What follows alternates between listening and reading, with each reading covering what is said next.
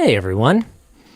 Before we start our pre-WAN show topic today, I'd like to acknowledge a couple folks. I'd like to acknowledge our team who works so hard to deliver outstanding content to our community. And second, I'd like to acknowledge our community. No one's perfect. Yes, even us. And for as long as Linus Media Group has existed, you guys have been there to help us. You've held us accountable when we've gone astray, and you've also supported us when an attack against us is unfair, and it's time for someone else to be held accountable.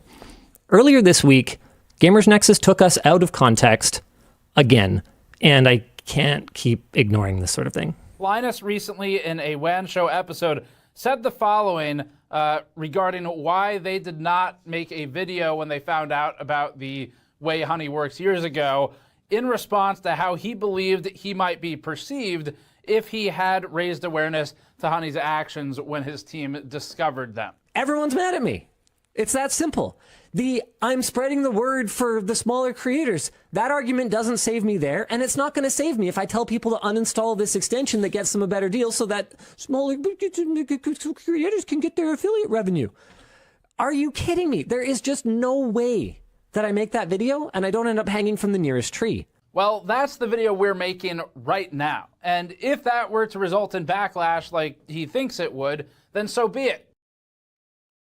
Even if we ignore how disingenuous it is to compare the climate today and what we know today to the climate years ago when we originally dropped our Honey sponsorship, our regular viewers will know that I provided additional context that dramatically changes the meaning of that quote.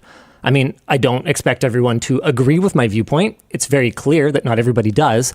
But what I do expect is for it to be fairly represented. And this particular instance of misquoting is bad enough that many from Steve's own community have used words to describe it like disappointing, misleading, disingenuous, and straw man. To my knowledge, no retraction has been issued, even though I believe it is unlikely that the volume of comments about this went unnoticed by Steve and his team. You guys may remember another video Steve made about us back in August of 2023. But what you might have missed is that his treatment of us then was part of the same pattern of poor ethics and misrepresentation. To be clear, many points in his video were valid, but many others were not. And it was due to fundamental flaws in his approach, not careless or sloppy flaws, but objectively unethical, unjournalistic flaws. You shouldn't take my word for that. While I do often report on things and I do my best to act in the community's interest, I'm not a journalist. So why don't we instead look at ethicsandjournalism.org? They have some good articles on subjects like bad news bias and right to respond. Or maybe we could look to the BBC. You can pick your poison. The point is that while not every publication has exactly the same rules, there are plenty of helpful resources out there that outline the generally accepted standards and ethical responsibilities of a journalist. It's clear reading any of them that Steve's approach in recent years falls short in numerous ways. If you prefer a video summary, here's a convenient one from Dr. Ian Cutress of More Than Moore. The story Gamers Nexus provides is one specifically about Linus Media Group, which changes the nature of such a topic. For example, one part of ethical investigative journalism is, unless it's uncovering an explicit crime or break of the law, reaching out to get a formal response in advance. Gamers Nexus did it with Principled Technologies, and that blew up. Gamers Nexus did it with Newegg, and that blew up. Somehow, those companies got special treatment, but Linus Media Group did not. This isn't me sticking up for Linus Media Group here, but I'd be interested to hear the reason for the disparity. Steve, in his update video, explicitly states he doesn't have to ask permission, but that's not the point here. Reaching out to Linus Media Group wouldn't stop you from posting your video, just like it didn't stop you him posting the Principled Technologies or Newegg videos. The precedent set for the last 20 years of tech journalism and 100 plus years of investigative journalism is that you at least reach out. Ian's critique was carefully worded, and I don't blame him, given the climate at the time, but it was both extremely valid and it was pointed enough that Steve felt compelled to respond to it. Ironically, with a rushed, late-night ramble fest that was so poorly received that he pulled it down before I even got a chance to finish watching it back then. Thankfully, there are re-uploads of the video if you look for them, but in a nutshell, Steve spent about 20 minutes rationalizing that decades of journalistic best practices around right to reply simply don't apply to him. It felt a little ironic coming from someone who has accused me of gaslighting in the past. Now, he did issue a sort of retraction via a community post that you can still find on the channel, where he committed to republish that video at a future date, but he said that it would be within a broader channel update, so I'm not actually sure if that ever happened. And either way, what he didn't do is retract his flawed arguments, only the video where he made them. I say this because you can still find many of these arguments on his secondary GN mini site in the ethics statements section. Now, obviously, there are some valid policies in here, but many of the others pretty much boil down to Steve's personal moral code rather than the standard journalistic code, and I'll expand on that a bit later. But the short version is that no reputable journalist would validate his arbitrary justification for his own conflicts of interest or his convoluted no-contact policy that he used to justify his failure to reach out to us for comment as part of our right to respond. Now, some folks don't seem to understand why this is so important. I have seen lots of speculation that Linus was just upset because Steve cleverly didn't give him a chance to weasel out of legitimate criticism. But that is not the case. We have proven over the years, again and again, we welcome constructive criticism, and we go out of our way to maintain open communication channels with our community, like through our sponsor concern section of our forum, and through our incredible ECC squad who lends us their expertise at multiple stages of our production pipeline. No. Right to respond matters because of the impact that it can have on your accuracy. By taking a single source and, for his own reasons, refusing to fact-check their misrepresentations, Steve made multiple critical errors in his coverage of the Billet Lab situation. Now look, I know this example is from 2 years ago, but it's one that I'm obviously familiar with, and it very clearly illustrates the way that Steve believed and still believes that he should be allowed to just avoid inconvenient data sources when he crafts his narratives. First up, Steve missed that Billet originally gifted the block to us. We were under no obligation to return it.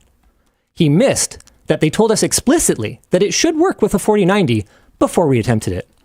He missed that Billet told us they were comfortable with us publishing the underperforming results, as long as we put it in context. And finally, Steve missed that the block only went into our charity auction because of an internal miscommunication that left the block marked as keeper, a mistake that I took action on within literal minutes of finding out. Now, I acknowledge that I didn't handle the situation perfectly, but I think it is undeniable that these omissions and errors are significant and that they've done significant, possibly irreparable damage to my reputation, to my company, and to my finances. To be clear, I'm only pointing out the finances because it's such an important factor in cases of libel and defamation. As I stated recently when I was discussing the Honey class action, I'm not a litigious person.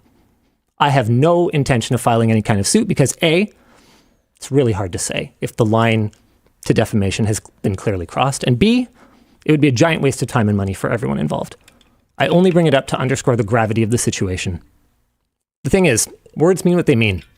And while morality is a personal judgment, journalistic ethics is not. It's determined by collaboration and consensus between peers in the industry. Look, if Steve wants to do his own thing and call himself a YouTuber with strong moral fiber, that's his opinion, and he's entitled to it, and you're entitled to agree or disagree. But if he wants to use words like ethics or investigative journalism, then there are objective standards that he needs to uphold, and he doesn't get to decide when they're important and when they're not. Now, I believe that Steve is aware of these distinctions, which suggests that he is either ignoring his knowledge because he has failed to properly understand it, or because he is dishonest. I have no evidence to suggest that he is not smart enough to understand these principles. What I do have experience with personally is his dishonesty. The misquote of me in the Honey lawsuit video that forced me to address this is self-evident. But it's the rationalization for not reaching out about Billet that paints a more complete picture. For starters, he asserts that the information presented in his "The Problem with Linus Media Group" video was already public knowledge. Some of it was. Some of it clearly wasn't.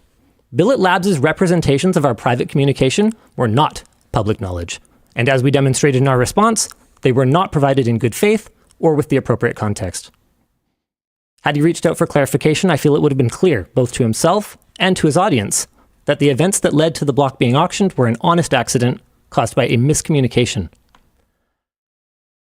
I think it also would have been obvious that any perception that I behaved like a thief or a liar is not supported by the facts. It also would have been clear that some retractions and corrections were required in order to address the information that I provided. To my knowledge, no such action has been taken, and the original video is still up. Since we're at this, I would also be very curious to see receipts for the claims that we have a history of failure to resolve issues or unprofessionalism in prior communications. Okay, GN further writes, we previously had non-public contact with this organization, LMG here, about similar matters that were not resolved satisfactorily or wherein we sometimes were the recipients of aggressive messaging pertaining to review topics. That is an extraordinary claim that I believe requires extraordinary evidence. I'm not going to deny I've had my fair share of cranky days in my life. It is possible also that he could be referring to another individual who worked here. But I dug through every DM and email that I could find with Steve. I probably don't have all of them. I have switched phones many times in my life. But I can't find any evidence to support this. I'm not perfect, so I want to make it upfront right here and say that if I acted unprofessionally or aggressively at any point, that was not my intention and I'm truly sorry. But also, the whole thing just doesn't make any sense. Like, if you stop and think about it. If he reached out for comment, and I actually responded in the manner that he alleges I might, with dishonesty or aggression, publishing that response, right? That would be great supporting material for his expose. So even if the argument that he doesn't need to reach out because I could be rude in return held up ethically, which it doesn't, it also doesn't hold up logically. And the same goes for his claims that I could somehow turn it into an opportunity to mislead. Mislead who?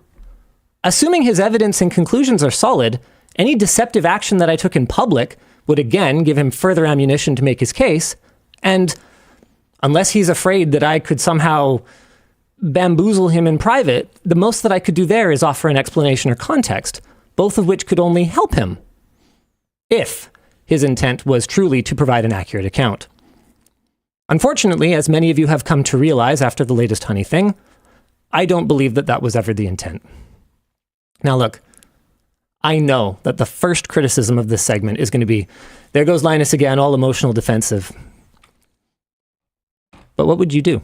What would you have me do? I apologized for the errors that we've made, and I kept my mouth shut about this stuff for ages, in the interest of moving past this. It's not working.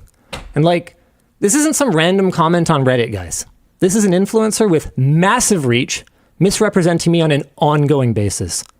How long should I stay silent to atone for my real sins? And how many times should I be unfairly attacked before I'm allowed to get defensive? Thing is, if I allow myself to be misrepresented, that opens the door for someone else to be misrepresented. At some point, I'm sure you guys can agree, it becomes necessary to stand up for yourself. I am not saying I'm perfect. Spoiler, I'm super not. But there are numerous conflicts of interest around Gamers Nexus covering us in any way, which he well knows because he lists them on his website. And a token gesture like forgoing the AdSense revenue on one video falls a little flat when you compare what can be gained through subscriber growth, AdSense revenue on future videos, not to mention from elevating one's own reputation and brand at the cost of a competitor. Over the last year and a half, I've made sometimes quite difficult efforts to put aside my personal feelings and move on. In spite of my well-founded concerns about Steve's impartiality, not to mention the painful personal history, some of which I just laid out, we, including me personally, have made an active effort to just go back to normal, start shouting out Gamers Nexus. We've done it multiple times for their stories or reporting, and so we should. When people do good work, we as an industry should praise it, but that should be a two-way street. The honest truth is I don't actually know what Steve's issue with me is today. My last message to him was on the day he published the expose, and I never got a response. I will read it here so we can all be on the same page. A journalist might have reached out for comment to get valuable context first, but we both know that, once again, this wasn't about making the most accurate video. Your glass house is showing. Here I'm referring, of course, to the analogy of throwing stones in a glass house. Scaling beyond a few dudes is a big challenge, and I really hope that one day you get there. One, I still think that even if your judgment is clouded right now by the giant conflict of interest you have around reporting on us, your heart's in the right place, and that it would be good for the industry. Two, I think it'll be good for your content and for your audience for you to have a broader perspective. I'll be moving forward as normal and won't be participating in any kind of nonsense public sniping. It'd be good for views or whatever, but I'm pretty focused on growing the company and our test capabilities and our team. You're still welcome at future LTX events, and we'd be happy to resume working together in good faith if you ever decide again that working together as press is good for the industry. Until then, Linus. What I said holds true today, including the part at the end. I want to move forward, but that's going to take some work from both parties, not just me.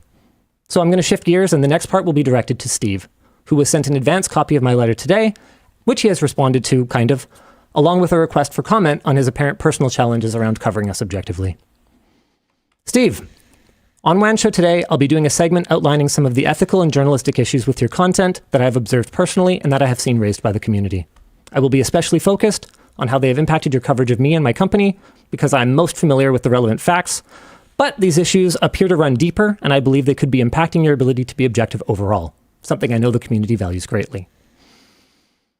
There will be a particular focus on your stance around right of reply, since it affects accuracy so much, and there will also be some discussion around misquoting, as in the recent Honey video, as well as your ability to address, or your inability to address your clear conflicts of interest when it comes to covering an entity that you have chosen to view as a direct competitor, rather than as a collaborator or peer, as you did in the past.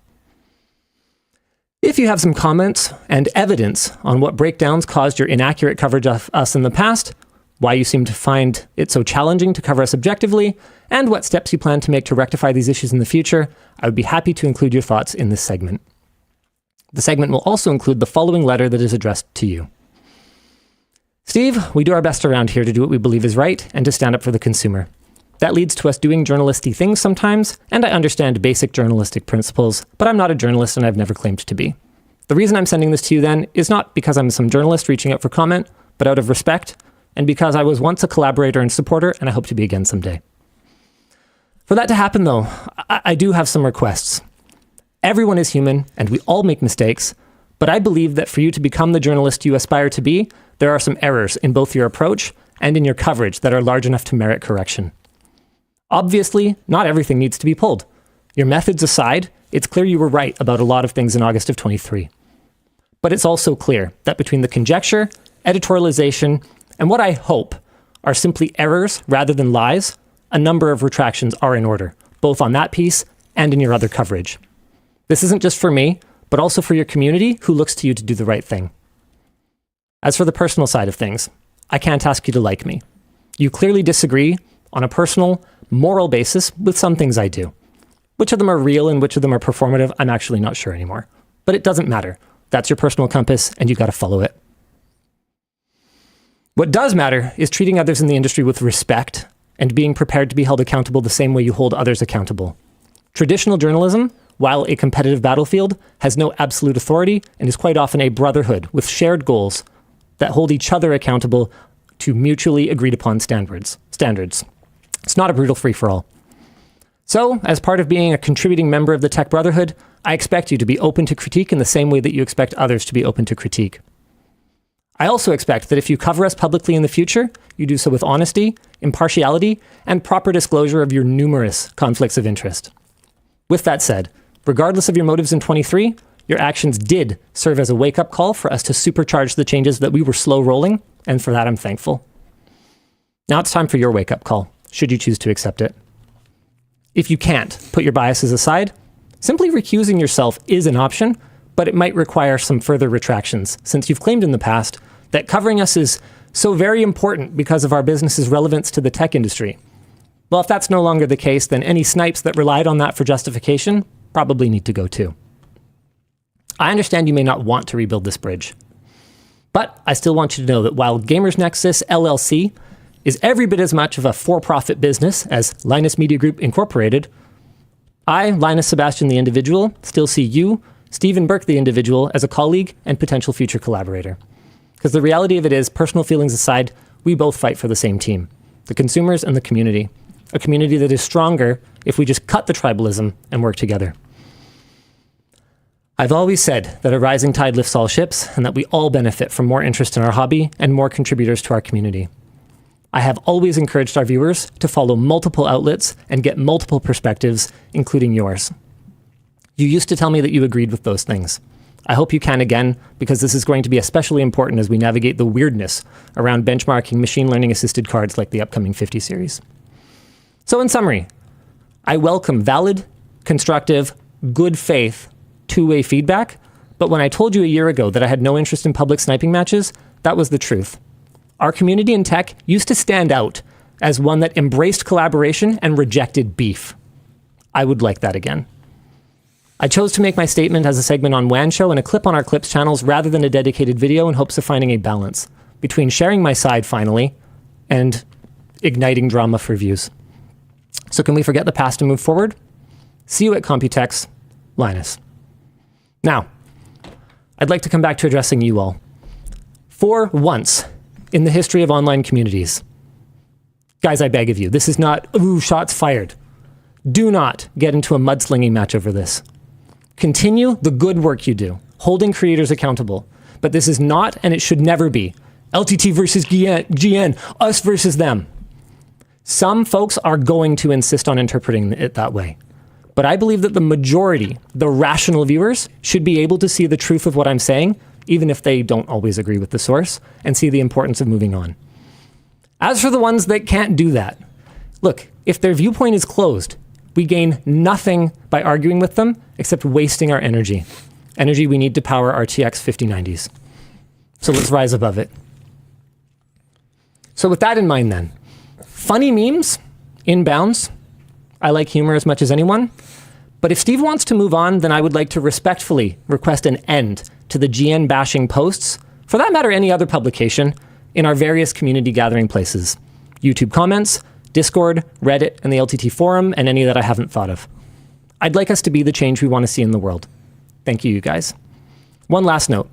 I know that we did announce that we were going to launch our modmat this week. A project, by the way, that we kicked off long before the August controversy, and that was created in collaboration with ModRight, the owner of the modmat patent, who's been making them since before anyone in the creator space got the idea. But even though our modmat has nothing to do with Steve, I felt it would be tacky for us to have a long discussion about an important topic like this, then immediately pitch to a sales pitch, or pivot to a sales pitch for a product that competes with one of his. So we're pushing the launch to next week. Now, with that unpleasant business out of the way, welcome to the WAN Show. We've got a great show for you guys this week. I went on The Tonight Show with Jimmy Fallon, so I'm going to be talking about that. I had the time of my life. I honestly know very little about it, and I'm just as interested as probably they are to hear about it. I'm stoked. We're also going to be talking about a perception that I've seen in the community, that review embargoes are bad. Yeah. Let's talk about that. What else we got this week? Nintendo officially announced the Switch 2, and goodbye TikTok. And what's happening in the world of apps because of that? I was prepared. Look at that. Wow. What year is it, dude? Thanks.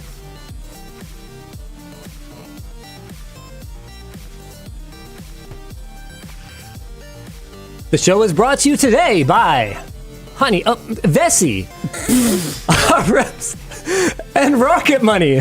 And of course, by our rap partner D-Brand and our chair partner Secret Lab. And he's dead! Got him! I knew about most of this. I didn't know about that. I know, I just made that up. Oh my god. I was feeling irreverent. Oh, Lift the tension. Do we want to? What are we doing? What are we doing? Are we doing Fallon? Are we doing one of mine? What's the plan? I want to talk about The Tonight Show. Okay. On Wednesday. So what this would be on the okay, how annoying is it that you click the thing down here and the calendar doesn't pop anymore? So on Wednesday the 8th, I got an email that was like, hey, so like CES, right, man? Yeah. And I'm like, yeah, I'm a little busy. I'm like, covering CES. I'm there right now. Yeah. I'm literally there right now, but yeah, CES. And they're like, do you want to be on The Tonight Show with Jimmy Fallon? I'm like, I got to be honest with you. I knew my answer But immediately I was like, I gotta trust. I don't want to just trust myself on this one because it's a huge stage, and on the one hand I could nail it, but on the other hand, I could bomb it. Oh yeah. Oh yeah, I have that.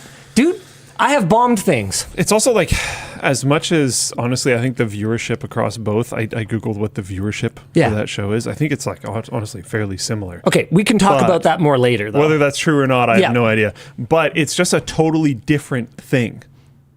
It's not the WAN show. This is like a home turf advantage, you know? Like there's the sets. Yes. There's things that we're used to. You've done show coverage for a I'm with my shooters who I can riff with and stuff like that. Like there's things that you're used to, and then there's just completely like whatever the heck that experience was. Dude. I can't even imagine. Okay, so anyway, so the first thing I did was I fired off an email to, I think, Colton, Yvonne, Chewy, who's our community manager, and I think I included Taryn as well. I'm like, what do you think? Like, should I do this? And they were basically like, oh yeah, and James S, because it would disrupt our production schedule a little bit. Like, it basically cost 3 days because of the timing. Yeah. I had to fly in the day before. I had to do the show. Wait, did I fly in the day before?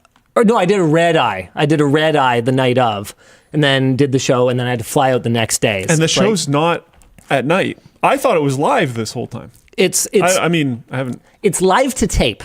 I haven't watched one. So in terms of the actual filming experience, it functionally might as well be live because they're doing live camera switching. But it actually, like, if you've ever attended it in person, which you can do, and it was a packed house because, like, Bad Bunny was on the show, it's actually a few hours before the airing of the episode, so they have time to, bleep any make minor really edits. Bad cuss words. Yeah. And, I thought it was like a 15-second buffer or something, so they had time to bleep and like block things out, and that's it. No, but what I will say is that the taping experience is really not paced, from what I saw, that differently than if it was live. I think if I was to guess, I would say the liveness, or I would say the live to tape rather than liveness, is more about making sure that it's really smooth and really clean, and less about that they couldn't do it live if they really wanted to. They clearly could. Yeah. That team was so pro. We'll get to that in a second, though. So anyway, they basically gave me the green light. We figured out the travel arrangements. I promised myself. Do you remember when this happened? I promised myself, like 9 years ago, 10 years ago, that I would never do a trip immediately after CES again. Yeah. Do you remember when I did that? So, no, but I'm pretty sure we've talked about it. I was at CES and Ford reached out wanting to sponsor a trip to the New York International Auto Show. I literally came back from Las Vegas, had a meal with my family in the airport, and then got on my plane going to the next trip. It was horrible. And I told myself I would never do it again. Well, I did it again. And I am so glad that I did. Dude, okay, so back to it being different. I've done live before. I think the first time I ever performed live, and I don't mean like when I was in a choir recital when I was a kid or whatever. The first time I ever had to a pretty early one. Like work the crowd was at the NCIX Tech Fair at Aberdeen Mall. That's the same one I was going to say. Darn it.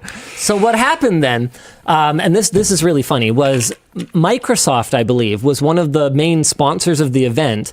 But realistically, do you think Microsoft actually has the time of day for it was like a weird little thing in the courtyard of this mall, like a shopping mall. It was odd.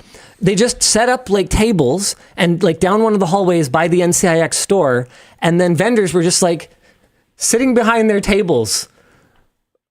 Whatever. Like a couple case brands had some cases on their tables and stuff. It was super weird, super jank. Anyway, Microsoft didn't have the time of day for this, but they sponsored it because the way that sponsorship dollars work for retailers is typically through MDF, or marketing development funds, I think is what it's short for. And essentially, rather than being a negotiation where I go, hey, Luke, I want to do a video on your water bottle.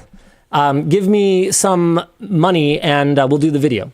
The way it actually works is I'm a store and I sell these water bottles that Luke's company makes, and a percentage of my sales revenue gets rebated back to me for approved marketing activities. Yeah. So realistically what happened was NCIX was just looking for a way to spend some MDF, And Microsoft was like, fine, screw it, who cares? So we did this weird like tech expo thing in Aberdeen Mall. At some point, they're like, hey, we need you to go on the stage and do, I think it was like a giveaway or something. I don't even remember what it was, but it was one of the most awkward things that I have ever done in my life. Because a giveaway makes sense. I had no idea what the point of anything I was doing was. I had no experience with like crowd work or addressing a live audience. It's really, at that point, I was already making videos, I'm pretty sure. Yeah, because Luke was in the picture, so it was obvious. I'd been making videos for a while, but talking to a camera is different. I think that must have been 2012. I can perform for the camera without even thinking about it. It's second nature to me now. Live is different. Like when you make a joke live, like I think the waifu one didn't land in person. Oh, bro. No, It landed in different ways. That was so good. The waifu one did not land in person. Dude, the kind of mortification that you feel like when a joke doesn't land with you guys, I shake it off. Yeah. But the silence is deafening. It's deafening silence. And I could tell immediately that I did something wrong. Not wrong, like they were mad at me or anything wrong. But when I was like, I'm on real TV. Do you know how many times someone has probably said that on the show? Oh, tons. For regular viewers, like, come on. I feel like that's like, man, what would that be like? It'd be like walking up to a beloved TV actor and asking them to do their catchphrase. You know? Like it's just it's played out. So I did that, which immediately got me all like, oh, I did that. I can't believe I did the thing. And then, you know, obviously I have some idea what they want to talk to me about, but it is very much and I got to say, Fallon gets a really bad rap for like, I don't know, overreacting or fake reacting to things. Dude, what are you talking about? He actually, they told me he went out of his way, because I respectfully asked. I said, look, I value genuineness in people's reactions to things.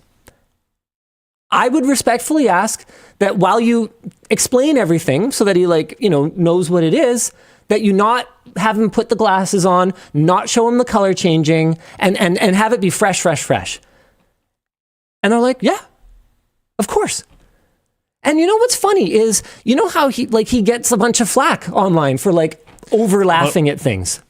Sure. Honestly, I have no idea. I don't watch any form of TV. It's not against his show. I don't watch any TV. No. Well, he does sometimes, because Okay. I kind of like looked up, you know, what to expect, you know, from the Sure. Tonight Show, because I've watched clips from time to time, but I also don't have a TV subscription, so like Yeah. I watch clips on YouTube, right? Like that's about Sure. it. And I've read through a lot of the comments on ours, and the flip side is there's people saying he looked so uninterested. No, what he looked like to me, as a person who was actually there, who was actually sitting on the couch across from him, was someone who was listening to me talk about things and genuinely experiencing them. I thought he was great. And he was such, dude. Bad Bunny is the most effortlessly cool person that I have ever met. No, I'm serious. I barely even interacted with him. Did you see him put on the glasses? I swear to God, that guy could put on a milk crate and it would look cool. Pull the, what's her name? She put on the potato sack? Sure. Yeah. Yeah. In fact, I bet a lot of people didn't notice this, but he was wearing, for his belt, he was wearing a rope. Oh. With his like slick outfit.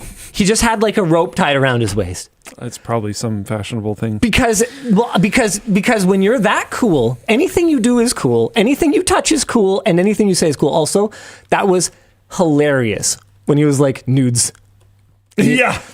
Let me put it. I was kind of surprised they left that in. Let me put it this way, sir.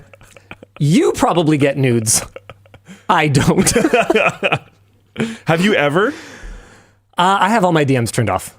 Yeah, so I don't know, maybe at some point, but there's no way that I. Did Bad Bunny steal the glasses? I mean, come on, guys, he's a professional. And do you think he can't afford glasses if he really wants them? Like, the brand immediately responded saying they would send him glasses. Like, he doesn't need to do that. Those ones those are development samples, probably.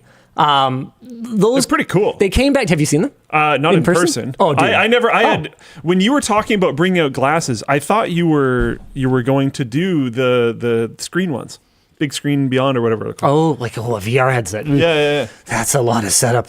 Here you go. Okay. All right, we're doing the demo again. Let's go, boys.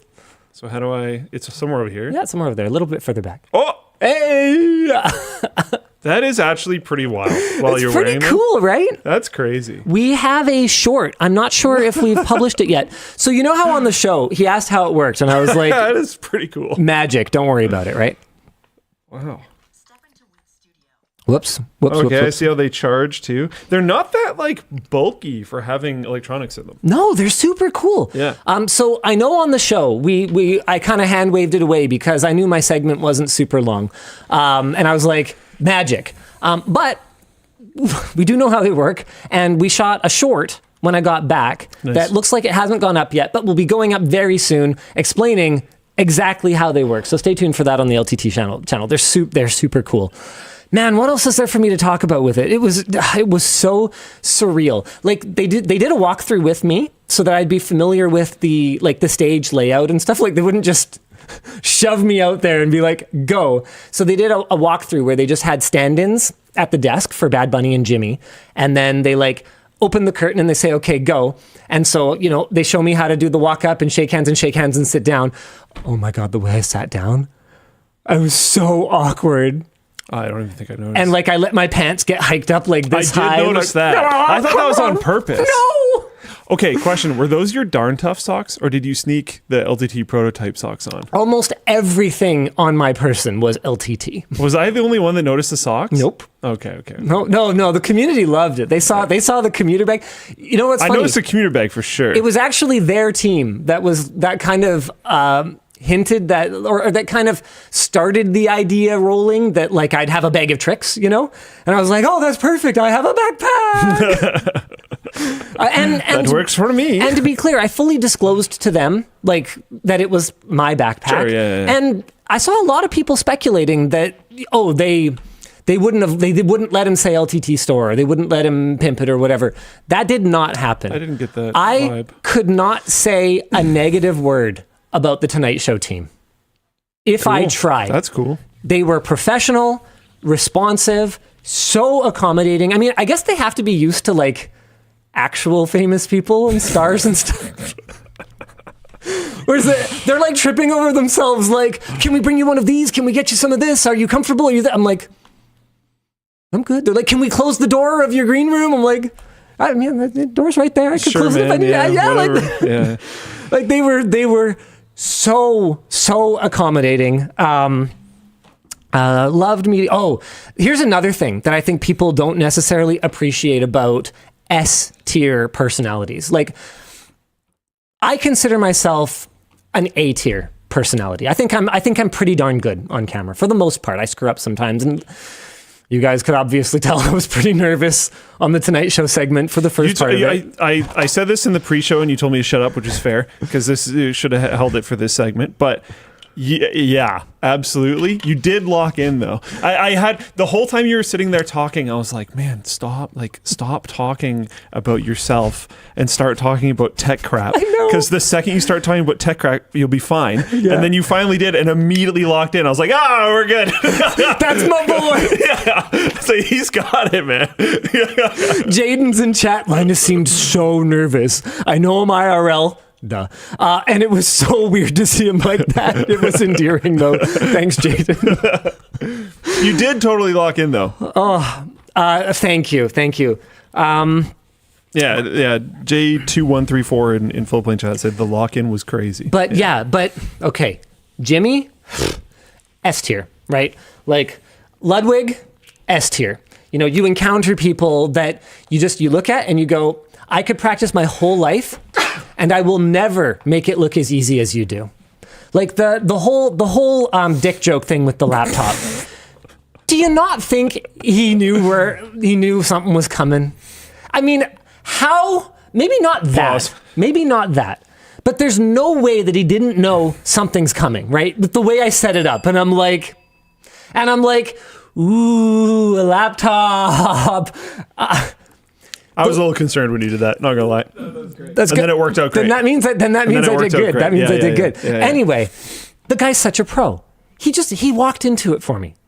You know, like when he needed to talk to help, you know, slow me down or calm my nerves or just get us to move on when I'm being boring, he did it gently. He was a good orchestrator. Yes. Yeah. And when it was time to let me talk and respond sparingly, he did that. Yeah.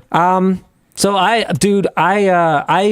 had a heck of a time. I met him for like 5 minutes before the show, and I was so stoked because I feel like production teams can be very protective of their talent, and they should be, right? Because the entire show rides on the talent delivering night after night, you know. So they can be very protective. So when I said when they told me Jimmy's favorite game, because they kind of wanted the game on the Xreal glasses to be something that he was deeply familiar with, they told me it's Zelda.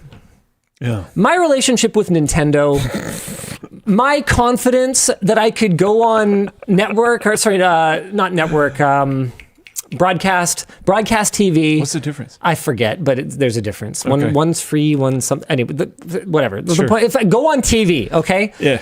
And use Nintendo gameplay, my confidence level, pretty low. So I'm sitting there. I'm racking my brain. I look down and I see my What Would Luke Do bracelet. And I was like, how did I not think to just give him Baldur's Gate 3? Yeah. It's same control schema, because all I needed him to do was walk around a little bit and just be like, whoa. Yeah. He had a 162-inch screen in front of him, right? That's all I needed him to do. So all I did, in the pre-brief, I was like, okay, look, your team, like, your team's like, oh, make sure that you go through this with I'm like, okay, so it uses standard dual stick control. He's like, okay, yeah. Yeah. But he'll be fine. Yeah. Dude, he was super cool. Yeah, and you didn't need he didn't need to get in a fight or anything. He just needed to see that he could see the screen in his glasses. That was all that really needed to happen. Yeah. And I was very sure that Larian wouldn't go after us. So that was one of the other reasons that I went with that. Yeah, they're pretty chill. Anyway, yeah, they made the experience completely unforgettable for me. I shared them with Luke, but they're technically not for commercial use, so I'm not going to put them on the show right now. But they sent over a nice little photo album for me. Oh, yeah. That included like a cool black and white shot. Those were cool. Of the back of Jimmy's head and me standing in the green room shaking his hand, and like a nice wide of me on the set during the show and the big Tonight Show logo and stuff. That was genuinely very cool, yeah. It was really different. I've never really done traditional media before. I didn't know that. What's up? Sven, the CEO of Larian, apparently tweeted the clip out. Oh, that's super cool. Of course he did. So I want to talk. I want to talk about the difference between a view on TV and a view on YouTube. Because I gotta say, on the one hand, I was so excited, and, like, elated to have this experience and to get to do this and to have it be so cool for me personally. But on the other hand, a small part of me couldn't help being like, okay, why isn't everybody this excited and impressed when we get 5 million views like all the time? Yeah, right? Like, why is it? No, I think it was comparative, because you look at like they upload a lot to that channel. No. I don't mean that. I mean like on LTT. On a very regular basis, we upload a video that gets a couple million views. Yeah. I don't have people crawling out of the woodwork from all parts of my past being like, yo, I saw you on Fallon. But that's the thing, different. Is even though it's only because I saw a lot of people being like, oh, it was so gracious of Linus to support up and coming creators like Jimmy Fallon, which is a meme. It's a meme format. Like, they don't mean any disrespect.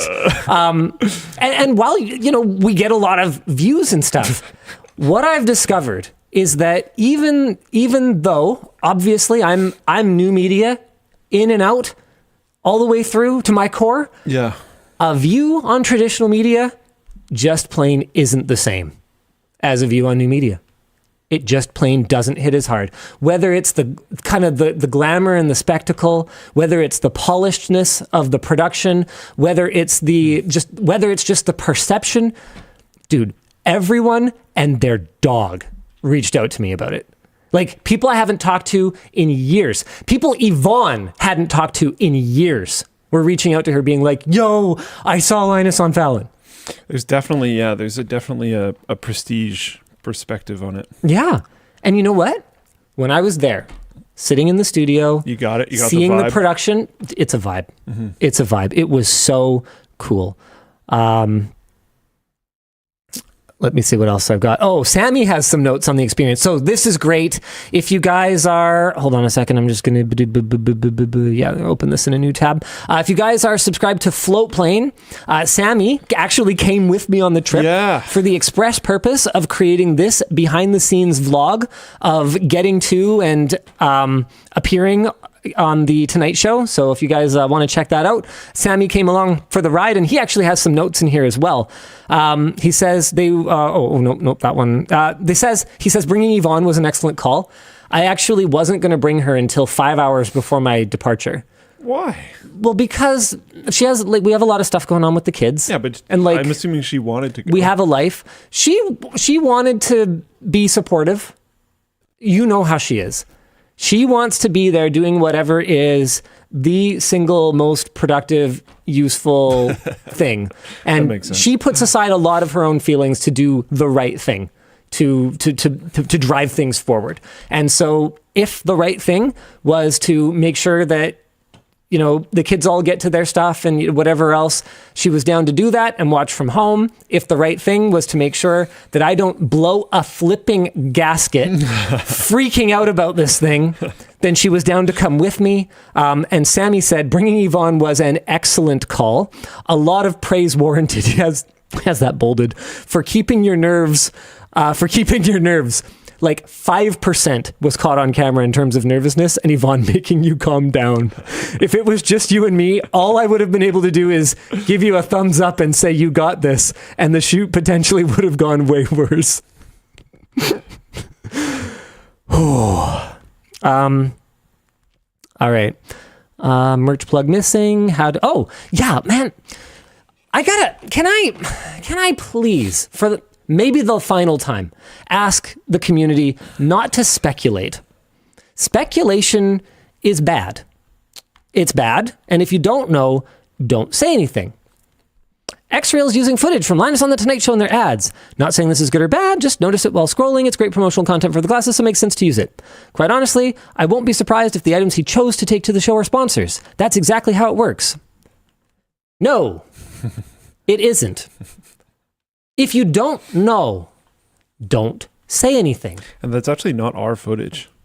Yeah, that I don't know anything about that, but whether it's their footage. Yeah, whether they have the rights or not, Xreal wise, that I don't know. I know nothing about that. Yeah. What I do know is that Xreal did not give us a dime for the appearance. What happened was we got the call on Wednesday, and we went, holy crapsicles. Which, just for reference, CES functionally closes on Thursday. Mm-hmm. So we got the call. We went, holy crapsicles. We spent the rest of Wednesday deciding to do it and then compiling a hit list. And then there were multiple options for the segment. There was a possibility that if we didn't find anything, I would have sat on the couch, done a terrible segment, and never been invited to TV ever again. But I wanted to go for gold on this because I was like pretty excited about it. I mean, it's a cool milestone. Even if it only happens once, you might as well send it. And so I told them, I told the team, here's what we should try to do. We should try to bring CES to the Tonight Show. So we spent Thursday, part of the team, massive shout out procurement, massive shout out the man in the chair, James, who was coordinating a lot of CES stuff from back here at home base. Massive shout out to the writing team that was actually at CES. I hope I'm not missing anybody, but massive shout out to our team for getting that together so fast. So on Thursday, we went around to our hit list items and we basically were like, hey, here's the opportunity. Nothing is guaranteed because we're going to pitch it. It may or may not make it. You know, nothing's guaranteed. This is the op. Are you interested? And we scraped them together. The way Xreal happened was I was shooting that VR. Did you watch the VR headset side by side that I did? No.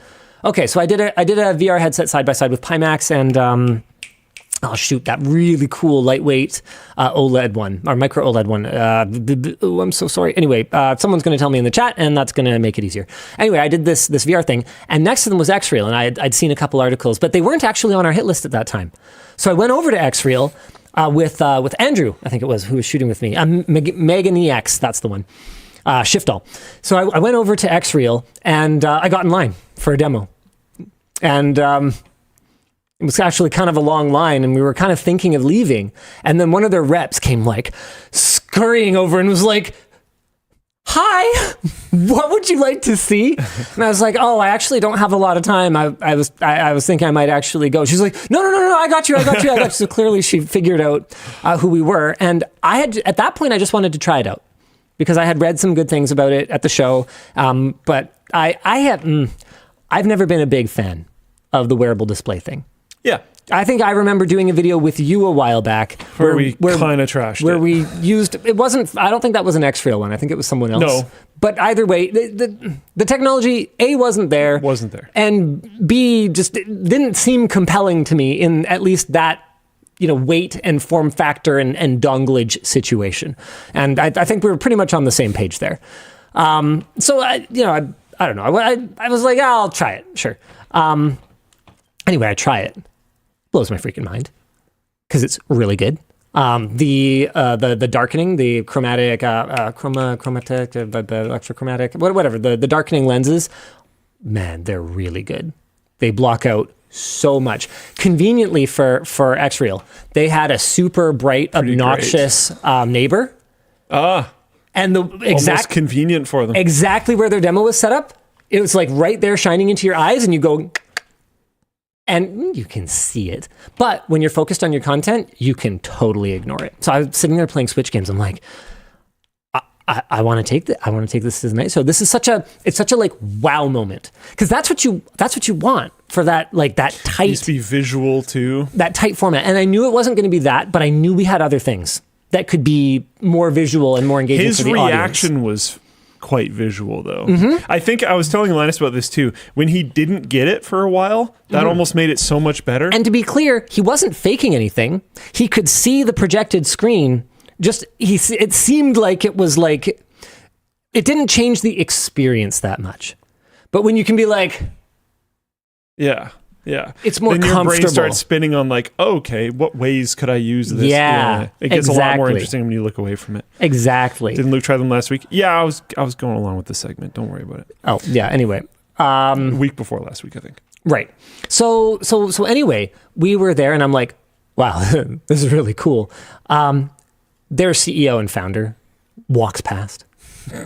Was having a meeting with someone at the booth, which they tend to do. A lot of the time, the really big wigs tend to not. Meeting rooms. Well, a lot of the time, they tend to not do the meetings on the show floor, though.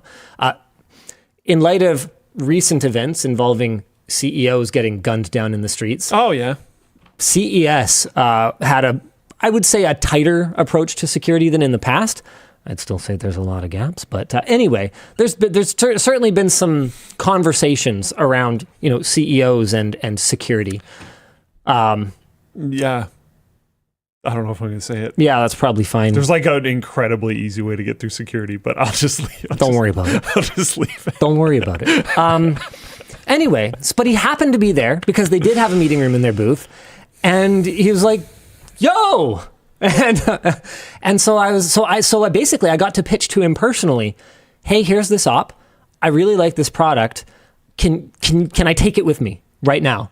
And they weren't able to give it to me right now, but I think we sent procurement back like 2 hours later, and that product I think is not coming out for a while. Like that's not out yet. Yeah. But they were like, yeah, we got you with everything. They sent a rep with us to the Tonight Show. Oh wow. To like make sure that everyone was briefed and everything was cool. They gave me a briefing there on the show. If that was my company, like, yeah. Well, yeah. Especially if it's that pre-release, like just have them there for like technical support. Make sure nothing's going to go wrong last minute. And he had an extra pair. Yeah, of course. Just in case stuff goes wrong with pre-release hardware. Yeah. But no, Xreal didn't pay a dime to me or to the Tonight Show for their appearance there. Like, not everything, Which is fine. Not everything is a conspiracy theory. And you know what? I don't doubt for a second that some things do involve payment. 100%. 100%. But that doesn't mean that it always is. The other assumption that I saw here is Linus is doing loads of interviews so that he can go on more talks, industry events, be a speaker, etc.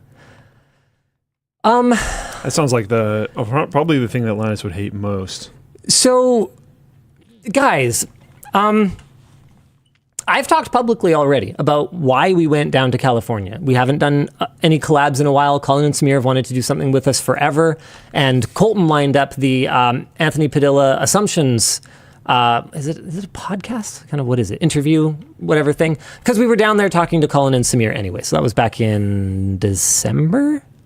November? I don't know. It was back last year. As for the Tonight Show appearance, completely random, totally unrelated. There's a bunch of speculation in here that I was down there for Tonight Show, and therefore I hooked up with Colin and Samir and Anthony Padilla as well. They're not even on the same coast, right? Like, come on, guys. Sometimes things just happen. We've been in the mood to do some more collabs. We've also collabed with Mighty Car Mods. We've also collabed with Doug DeMuro. Just relax, guys. Relax, guys. It's okay. It's okay. What else we got here? Man, it was so fun.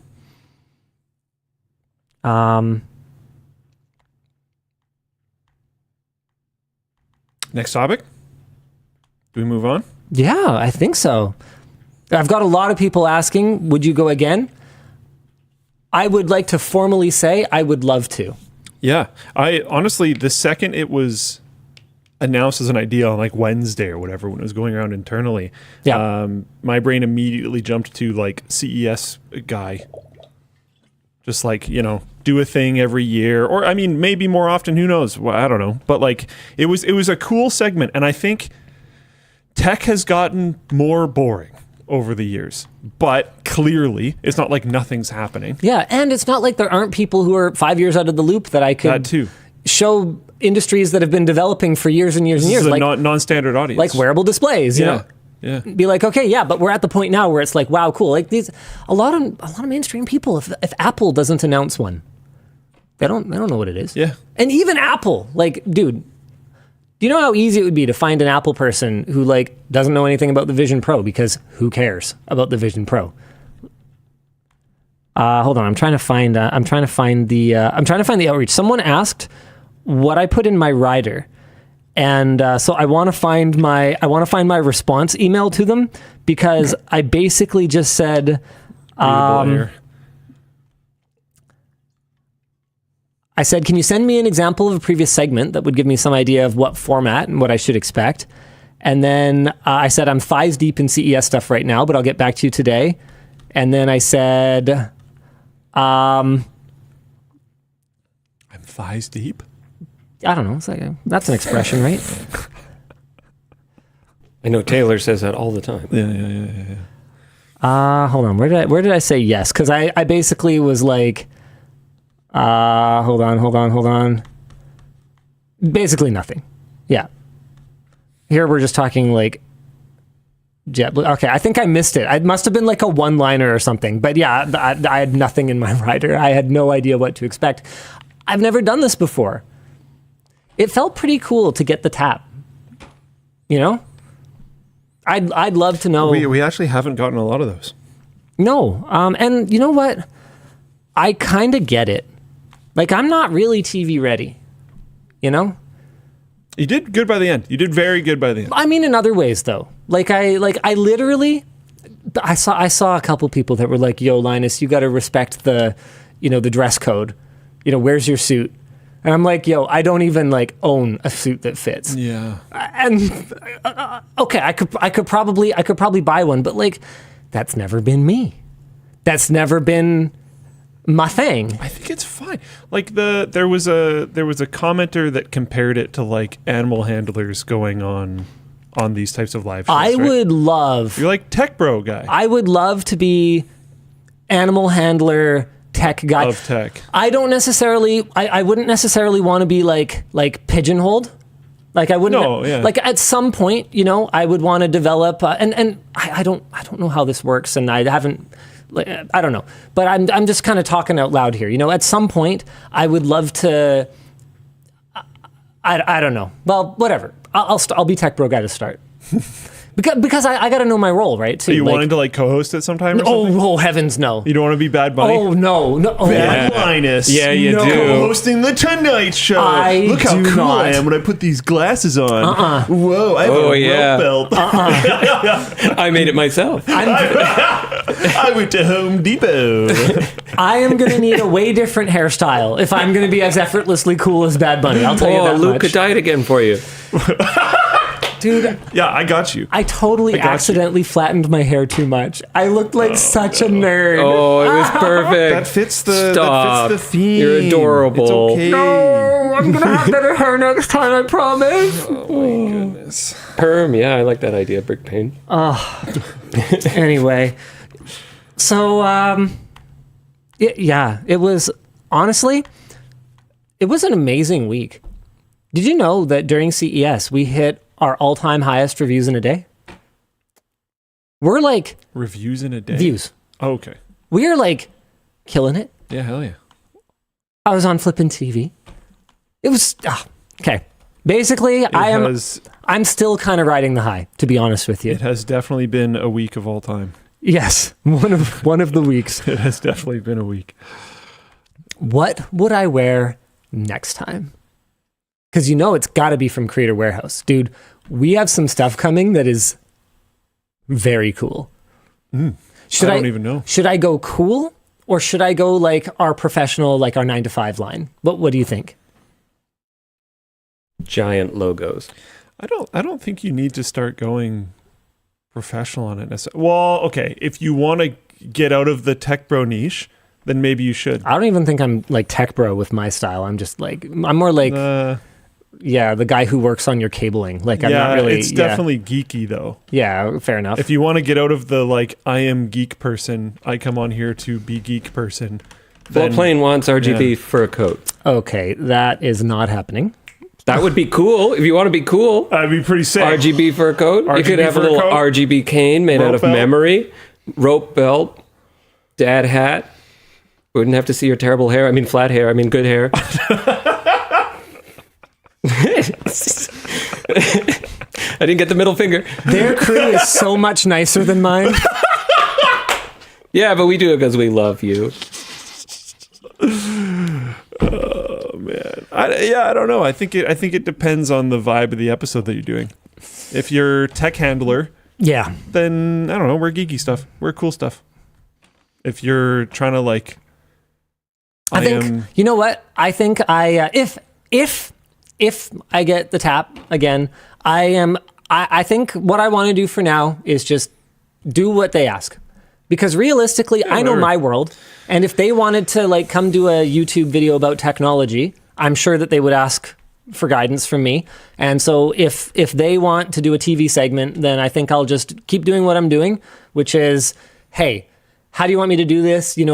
Where's the edge in terms of humor? Where's the edge in terms of like, roasting the host? Because I asked a lot of questions in the lead up, which is part of, I think, why I was so nervous, because I was trying to remember the answers to hold everything in my head because I don't know the vibe. Yeah.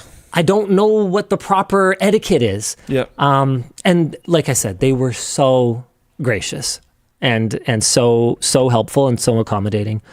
Okay. Yeah, Let's very move cool. on though. Yeah. New topic. Yeah, what do you want to talk about? The Switch. Do we talk about the Switch? Let's talk about the Switch. We We have a full video coming tomorrow as soon as possible. So it's going to be taking our Saturday release slot, but it will maybe come sooner depending on when the reviews are done. And like we're going to kind of step on the WAN show's normal window to sit and get views with our Switch 2 video as soon as it's ready. But David put it together because of course it was David. Yep, makes sense. Who wrote it, and he tried to make it a little bit more in depth than just here's a summary of what Nintendo said in the announcement, because you can't really make an 8-minute video, but a 2-minute, 22-second teaser. And instead, what he did was he put together a compilation of both what we know from the announcement and also what we probably know in sort of like a decreasing order of confidence. Interesting. Okay. If that makes sense. Yeah, I like that. And so he managed to paint what I think is a really, not complete, because we don't know for sure, and we don't normally report on rumor mill stuff, but what we can see is sources that were somewhat validated by Nintendo's video. So if they say, yeah, it's going to have this, it's going to have this, it's going to have this, we see all that in the teaser, and they say, oh, by the way, also this, this, this, and this, that adds credibility versus the sources that got a bunch of stuff wrong compared to Nintendo's teaser, if that makes sense. First question. Or is there, oh, sorry. Are we supposed to do like a summary? Okay, do you want to read the thing? Sure, read the thing. Yeah. In a very chill YouTube video, Nintendo officially announced the successor to the uber successful hybrid console coming out this year. Their Switch 1 shipped 146 million units. It was the third best-selling console of all time, behind, in first place, the PlayStation 2, and in second place, the DS. They showed off the new grown-up aesthetic. I don't know what that means. It looked really similar to me. New Joy-Cons, 2 USB-C ports, interesting, backwards compatibility for the most part, and a new Mario Kart game. They also gave us April 2nd, 2025 as the date for the Direct, not the release date, but the Direct, where we will get more details. We're going to have our in-depth take with a breakdown of both the video and the rumors, and then announcement, blah, blah, blah, everything Linus was just saying. And then there's discussion questions. So, discussion question. Yeah. Will you buy one? Probably. Okay. So this, I have a bone to pick with you. I saw that coming. You talk a big game about thinking handheld PCs are cool. You never buy one. Nintendo releases something, and you're like, please, Daddy, take my money. Please, can you take my money? I think with the Switch, there isn't going to be a new one for like, well, I don't know, 6 years? So? With the handheld PCs. The Steam Deck has had a 3-year life so far? 4 years? When did Steam Deck come out? Yeah, but then there's been the Ally, and there's been all these other things. Blah, blah, blah, so blah, what? Blah, blah, blah, so blah, blah. what? Let's say Nintendo has a long life, but it's not long because Sega might make a handheld again. What are you even talking about? I also, to a certain degree, like the idea that it's different stuff. Okay. Like I can play all the things that are going to be on one of the other handhelds on my PC. I mean, Nintendo might... And I will do that most of about the time. 3.5 years for Steam Deck, by the way. Nintendo might not like me acknowledging this, but you could certainly play lots of stuff on a handheld PC. I also don't do this. I mean, I actually don't. I own two Switches. I also own a Switch, and it's just a better experience. Well, yeah, okay, this is fair. Yeah, I only have a first gen Ally though, and the battery life kind of sucks so much that I'd honestly kind of rather play on the Switch. I also have the rare Switch that can do the thing, which I haven't done. But I do have the key that I made. Moving on. Anyway, those rare ones, are those like the really early ones? Yeah, the early ones. First nice, gen. I probably have so one or two. Luke's not done yet though. Okay.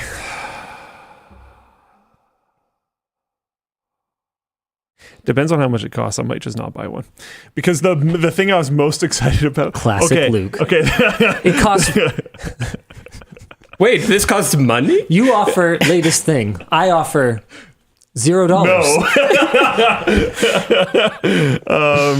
I don't know. It depends. There was a bunch of things that got me excited in the video. I'm happy about a bigger screen. I'm especially happy about bigger controllers. My goodness, that was my biggest problem with the original Switch. The controllers are just too... I felt like I was doing this the whole time. They're too small. So happy about both of those things. But honestly, the main thing that I was like, oh, good, nice, was when they announced backwards compatibility, because I still have a bunch of Switch games I haven't played. So at that point, do I just wait until I've played those and then get whatever? I don't know, they'll have some cool version or an upgraded version or something down the line. Maybe I get that. I don't know that I'll get it on release. I think I have a backlog of 3 different Switch games that I still need to play. So I don't know. I'm in no rush. Wow, Luke being like, I have a backlog of 3 games, as though that's going to impress you guys. Come on. I have a lot Come on, more. hit I me have in a the lot chat. more Hit me than in the that chat. on What's your PC. what's your unplayed No, but queue look you'd like? have to just give the Switch one. All right.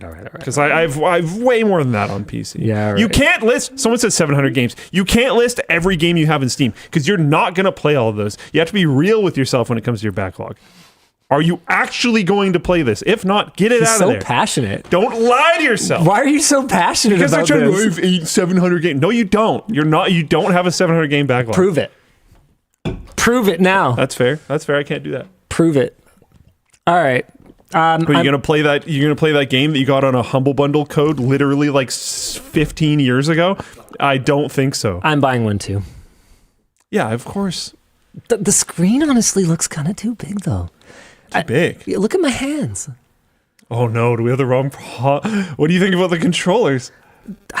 I think the controllers are still going to be okay because even I found the Dude, original they were Switch small. kind of crampy. Yeah. You know what I realized though is I bought an original Switch when I had my bottom wisdom teeth out.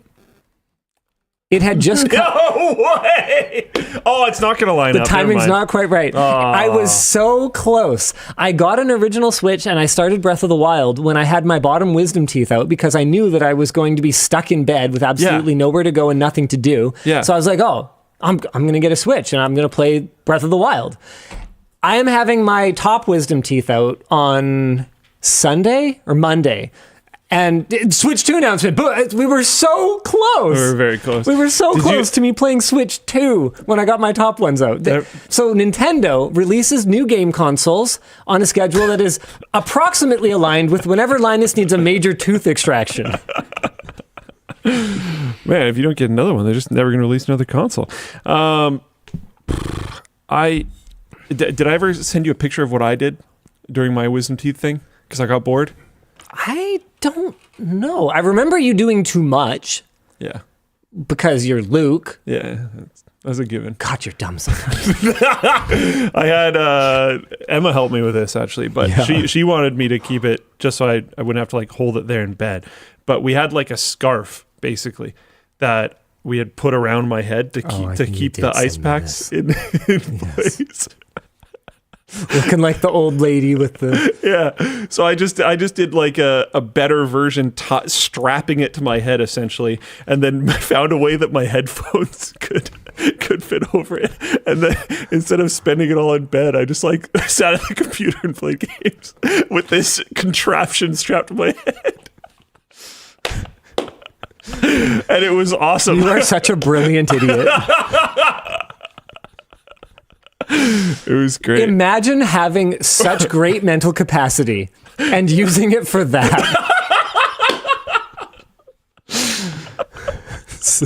Much innovation. Oh yeah, absolutely. Our other question is, what do you think the C button is for? I've seen, what are some of the... camera is something that it stood for on previous Nintendo consoles.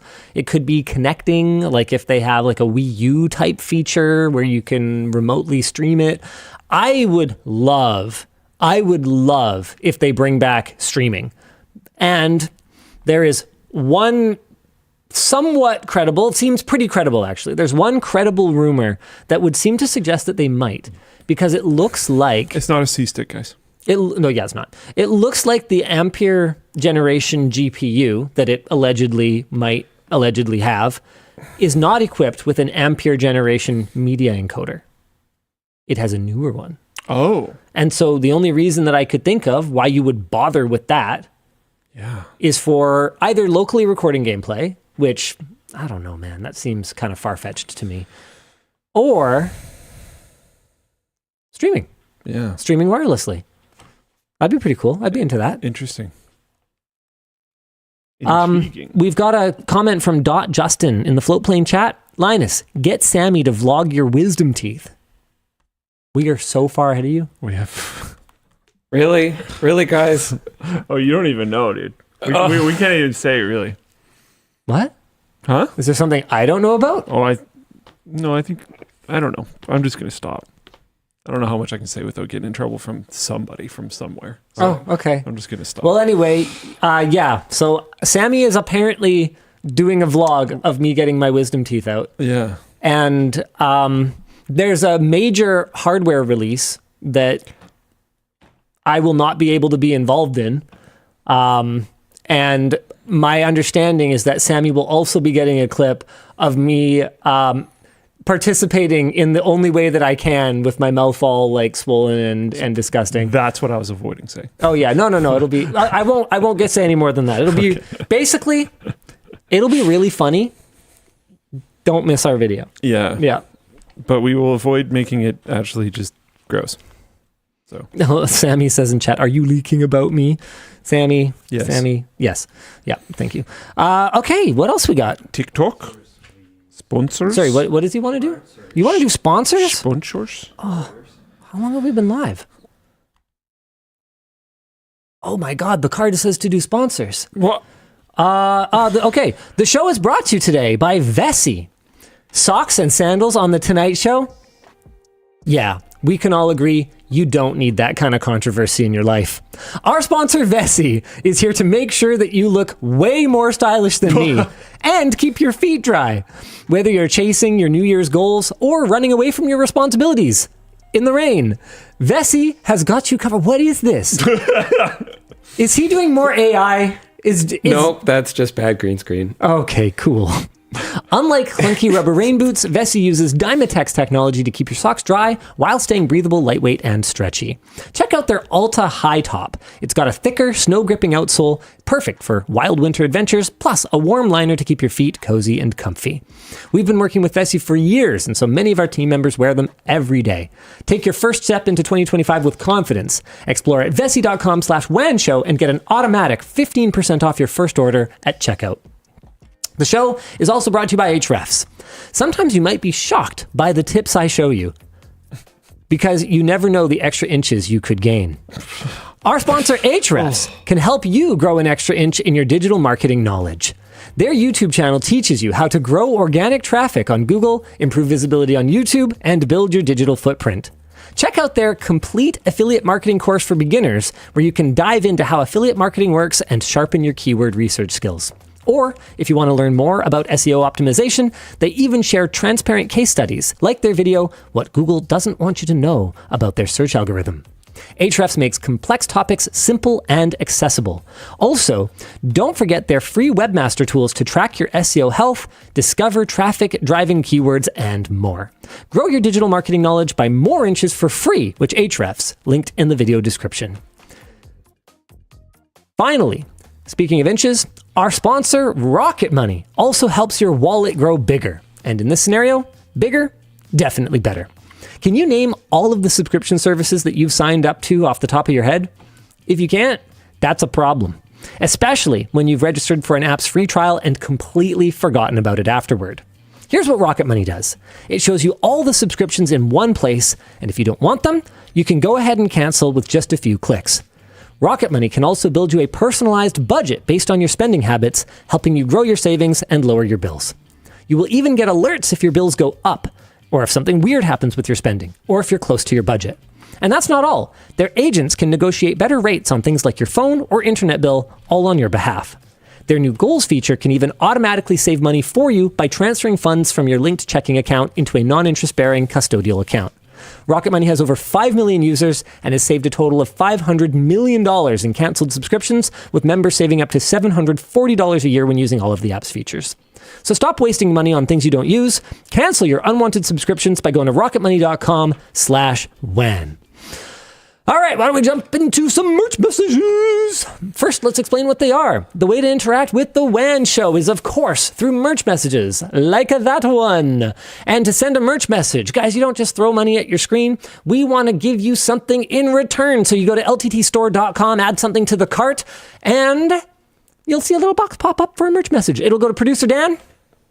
There he is, who will reply to you, pop your message up down there, or curate it for me and Luke to respond to. Look, I do that every week. That was a quick one, though. You set a record. Okay. Compilation of Dan doing the merch message wave when? Hand airspeed record. Yeah. I want to see a compilation. Get out of here. Get out of here. Too fast. He's going to take off. He's too fast. Sorry, I lost the plot. Where are we? Do you want a merch message? My hand's shaking. You know what? Why don't I do the announcements first? Yes, that's what's actually For supposed to those of happen. you who weren't tuned in at the beginning of the show, we have delayed the launch of our modmat, not because it's not ready, but because of stuff I said previously on the show, earlier on the show. So we've gone with our backup launch, which is this pin. Here, hold on, Linus Cam. There we go. Look at that. We heard you guys like backpacks, so we made a backpack so you can put it on your backpack while you backpack. That you could do that. But yeah, you could do. I mean, technically, you could put it on anything. It was designed by the one and only Sarah Butt, and it can be yours for the low price, not including the WAN corkboard here, of $249.99. As part of our generous offer, we are also including Oh, an LTT backpack with your purchase of the pin. that makes sense. Get it now at lmg.gg/backpackpin. And just in case that went over anyone else's head, not just Luke, it's a free exclusive pin with purchase of an OG backpack while supplies last. Oh, finally. Our retro monitor pet caves are finally back. Our first stock, I forget how many was in our first order. I want to say like 400 units or something. I don't know. It was gone in like a day. Oh, it was more than that. It was like $4,000, more. What? Units? Yeah, it was a lot. No. Yeah. No. I thought we went pretty low on that order. Oh, maybe it was the second one. No, I don't think know. we went conservative. Okay. Anyway, they sold out. 500 apparently. They sold out Okay. super fast. And then we went to reorder them. And the top of production sample that we got back from the factory was unrecognizable. It looked nothing like the first order. And that is why you do a top of production sample before you do the mass production. So we have new ones in that look great. They are up to the standards of quality from the original one, which my cats absolutely love. Mine too.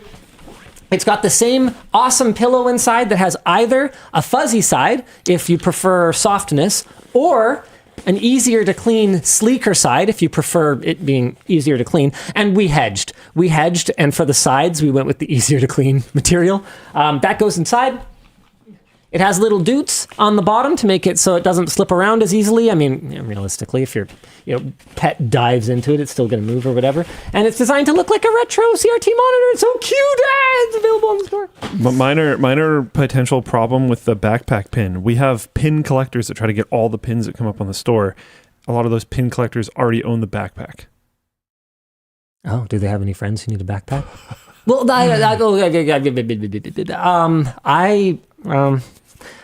I don't know how to deal with that. I don't know. Maybe we could hold some in. Tell you what. I have no idea. Maybe just something to think about. I offer we hold a handful of them in reserve for the next pin drop. You offer acceptance of that? Is that acceptable? Could we do that? I'll have to wait for the pin people to. Yeah, Dan, can you maybe throw that a message at like Nick or something like that? Could we maybe throw that at Nick? Maybe we hold back like some, and then we make might them go to Artie for that. I don't know if we can, because when I announced it, I said exclusive. So if that's the commitment, then that's the commitment. I don't know, guys. I gotta let that team. Maybe just somebody consider it. I gotta let that team do their strat. I know the pin collectors can get pretty serious about pin collecting. I know. I gotta let that team do their strat. Care a lot about their pins. Okay. Sheesh. Jeez. Okay. Cool. Let's merch massage. One person had an idea that if someone has a backpack, they could send proof of purchase, and then we could make the pin available for purchase independently. The problem is that I guarantee you we would sell out all of the pins to the people who already bought backpacks. And I know the idea behind this was that it's like an exclusive pin if you buy a backpack. Let's pitch them the ideas, and let's let the team make their decision. Okay. I can't involve myself in every decision anymore, and I can't just step on their toes. I wasn't trying to get a solution immediately. Just maybe somebody. Cool. Yeah. Nerdle says, what about just for me? It says every pin collector. What do you want to talk about? A merch message. Mm-hmm. Right, a curated merch message. Dan! Hey, they're a little strange tonight. Let's see. What's your favorite reptile? Oh. Frog. Wait for it. No. Is that a reptile? No, it's an amphibian. It's fine. Lizard. I'm waiting for Reddit to correct me. Let me think. No, not dinosaur. They're birds. We think. We're not sure. Mark Zuckerberg. He isn't anymore. He got the 2.0 update. That's true. This is true. He hired a brand consultant finally. Yeah, and they gave him. I should ask who it is and get his contact. Next time I appear on Tonight Show, if I get a chance. Why would Mark be your favorite? Because it's a funny answer. Sometimes we give you guys a serious answer. Sometimes we just think of the most outlandish thing we can say and blurt it out. Yeah. And I'll let you guys sort out which one is which. I don't know. I'm looking into what I Googled reptiles, and one of the things that came up with was birds. You Googled reptiles? Yeah, I wanted to see a bunch of different Why examples. you gotta Google reptiles? I don't know. Snake, iguana. I know some turtle. of them, but I was like, what are some like random off the wall ones that I wouldn't necessarily think of? I gotta say, I'm not really a reptile guy. This is why I Googled it. Yeah, I know some examples. like I think they're cool, which is cool. I had an iguana when I was a kid. Like we just ended up with one by accident. Like someone was rehoming one because that's what tends to happen with them. And they don't have like a mammal or like an avian brain. Like they don't have they don't have an instinct to socialize with humans. They just, they're cold-blooded, you know? They're not really very interactive from my experience. Although, you hear snake owners that are super happy. They love their snakes and stuff. Mr. Dankpods. Yeah. All right, Mike D78. Linus isn't really a reptile guy. Does that mean he has a reptile dysfunction? Hit the thing. Can I ding other people? Hit the thing. I think you can. I think when it's that good, you can ding the other. You can ding the thing. You got to do it. All right. Very good. Very good. I'll go with sea turtles. Skink. Okay. That's a pretty uncontroversial take. Yeah. I'm gonna go with especially the ones from Finding Nemo. So the ones that are like surfer dudes. Yeah, man. Bruh. Let's go. Fine. All right. I'm gonna go with red-eared slider. I'm gonna go with a much smaller turtle. Cool. Okay. Yeah, I actually also had a few turtles when I was a kid. Looking back, Man, what didn't you have? we went through a lot of pets. I've heard a lot of stories of pets. I've never heard of that one. I don't know what happened to them. Like I don't remember. No, I just don't remember. Like you don't eat them. Like this was at my dad's house when I was younger. This wasn't like on the farm where I had a pet goat and was tricked into eating it. No, that was a completely different thing. Yeah, you don't eat the good one. Yeah, so we had Shelly and I want to say like Igor or something because I don't know. He had like a weird. Was Shelly the turtle? Anyway, I think there were either 2 or 3. And what I liked about them was we think of turtles as slow, or at least tortoises anyway. Oh yeah, dude, they freaking rip. You ever seen a goldfish like swim kind of fast? You ever seen a turtle reach out, bite down on it, and then have the tail and head fall down on both sides of the mouth? No. I have. Wow. Yeah, they go, dude. They go. They freaking go. What was the goldfish's name? No, they were feeder fish. Goldie? No, they're feeder fish. You don't name a feeder fish. What's your problem? What's wrong with you? That would be terrible. Someone probably does it. Next one? Sure. Hey, Linus, I'm new to PC building and I instantly fell in love with it. But I want to actually understand how the parts work and I'm struggling to find good sources. Any recommendations for learning? Oh, Ballsack. What's that channel that has those really cool animated deep dives? Yeah, Luke and I were talking about that the other week. I don't remember. I'm looking. It's pretty cool though. Branch Education. That's the one. Yeah, go check out Branch Education. Really, really good, but still accessible.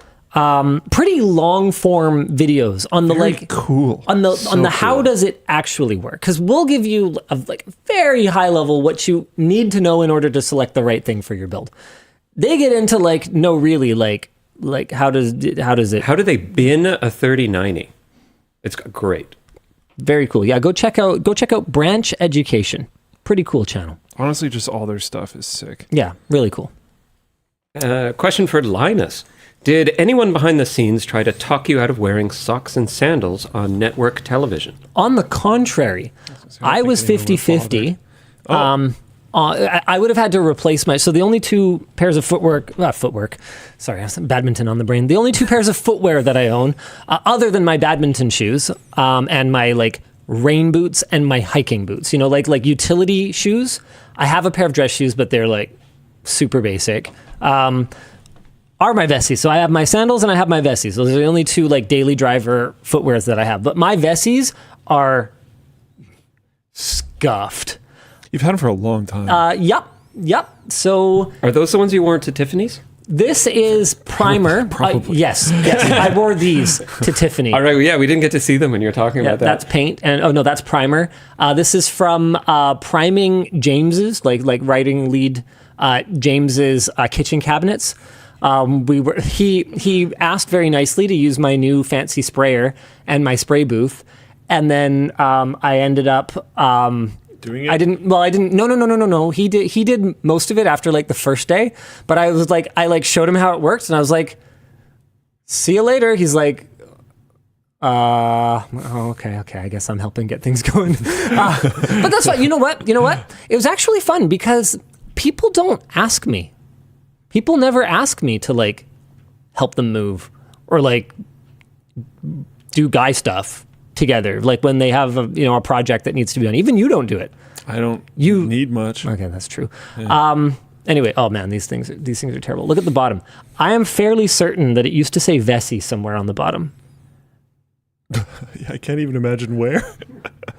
I don't see it at all. Oh, here it is. Oh wow, yeah. You can tell because the triangles aren't there. That makes sense. That used to say Vessi. It just looked particularly more worn than the rest of it. Yeah, you can really see my. I'm sure.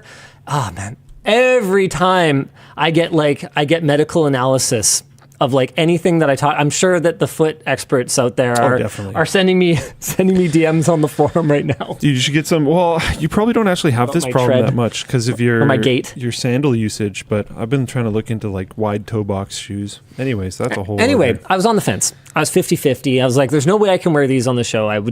I don't have time to get new ones, so I'd have to just like go get something the morning. Don't want to do that to Vessi, to be honest. No, yeah, right. Yeah, it's not really fair. And then I was like, but realistically, like, I don't know. It's kind of part of the shtick. It's kind of part of the character to do the socks and sandals thing because I unironically do really like that style of footwear. Well, I don't like the style. What I like is the comfort.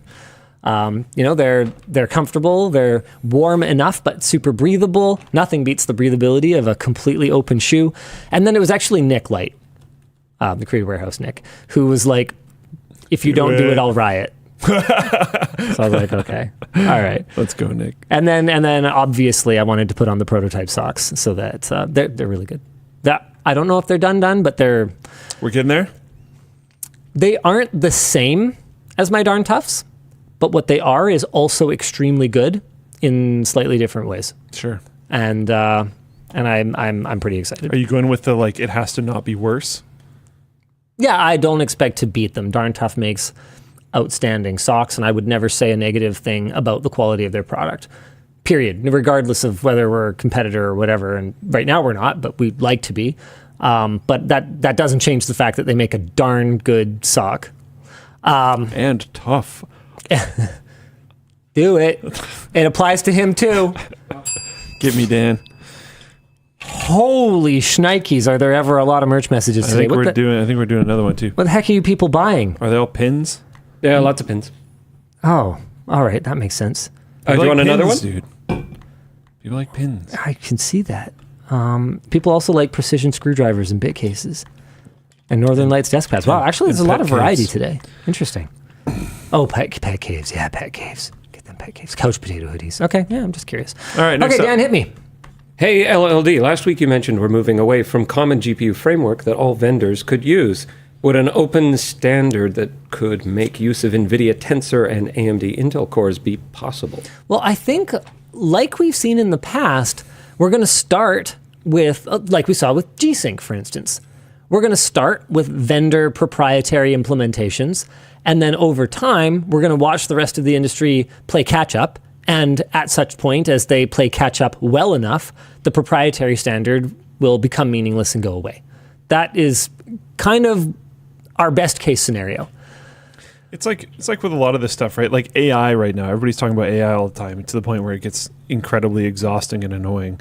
Eventually, that will just be part of the product. Like, I don't think every single thing is called smart anymore because it's like just kind of assumed. Okay. I did a retake on a video recently because I referred to my phone as a smartphone. And I was like, what am I talking about? Yeah. What is a not smartphone? Yeah. No, sorry, let's redo the clip. I didn't even think about it until that very moment, which was, I think, in the last week or two. So it's funny that we're talking about this so close to it. But That is pretty interesting. yeah, you don't say smart TV. Yeah. You don't say smartphone. Well, and I've been seeing, you see ads, especially coming off of CES. You see all these things that are claiming like now with AI features, and it's like this will be really cool when that goes away, and it like will, because eventually that's not going to be exciting. Yeah. It's not going to be a selling point because you're all going to have the same baseline level of that junk, and then you're going to have to find something else to be the selling point, Okay. and then everyone will move on. You know what I figured out though? Is in a way, I think I get it a bit more. Get what? The inclusion of that AI. Yeah, it's got AI. It's with AI. Right now, it makes sense. Well, even if the AI like doesn't really do that much, because you know what it does is it tells you at a glance that this is the new one. If everyone is calling their latest product this AI, then if you throw AI on your latest model name, you don't have to rely on everyday average consumer to know if the ThinkPad X2695 Mark IV is the latest thing. You just need to know, it's the new AI one. That's all you need to know. And I guess from just like a completely normie branding standpoint, I get it. That's rough. Even if it irritates me, tell me how many stream processors are in it and how much cache it has guy doesn't really care about that. The worst version of that was when everything was called One. That's not over. I didn't like X. X was terrible. X pissed me off because a lot of people skipped 9 to go to X. Yeah, that was. And then they expect you to say 10. Yeah, I refuse. One is still a thing though. Like, Dan, what's your phone called? Mine is the 1-5, and they just no, it's the 1V because the second part of the numbers in the Roman numerals. But they also have the 5, so it's the 5-5, and the 5's the bad one. Sony, man, get it together. What are they doing? Get it together, Sony, with your Xperia phones. We got Gressy99 asking, Badminton Hall update when? Actually, big news. Oh, The replacement floors arrived on the 16th. So what's yesterday. What's the ETA on them being in then? I don't know. But I would like to... Is it March? I would like to give a shout out. Why? What's happening in March? I think I've called this for like a year and a half. Dad's been saying it's Bastard. going to be March this year Bastard. for like at least a year. Least a year. I think probably when more. we started last year in January. I would like to shout out. I would like to shout out You might be right. Caliber Sports Systems. These guys are the installer for our floor. We obviously had the quality issue with the initial product, Yeah, but I have had so many contractors make that my problem over the years. And these guys, to their credit, have not breathed a word about any kind of additional labor charge in spite of the enormous amount of extra work that it's going to be to uninstall one of their things and then reinstall some other product that we ordered separately.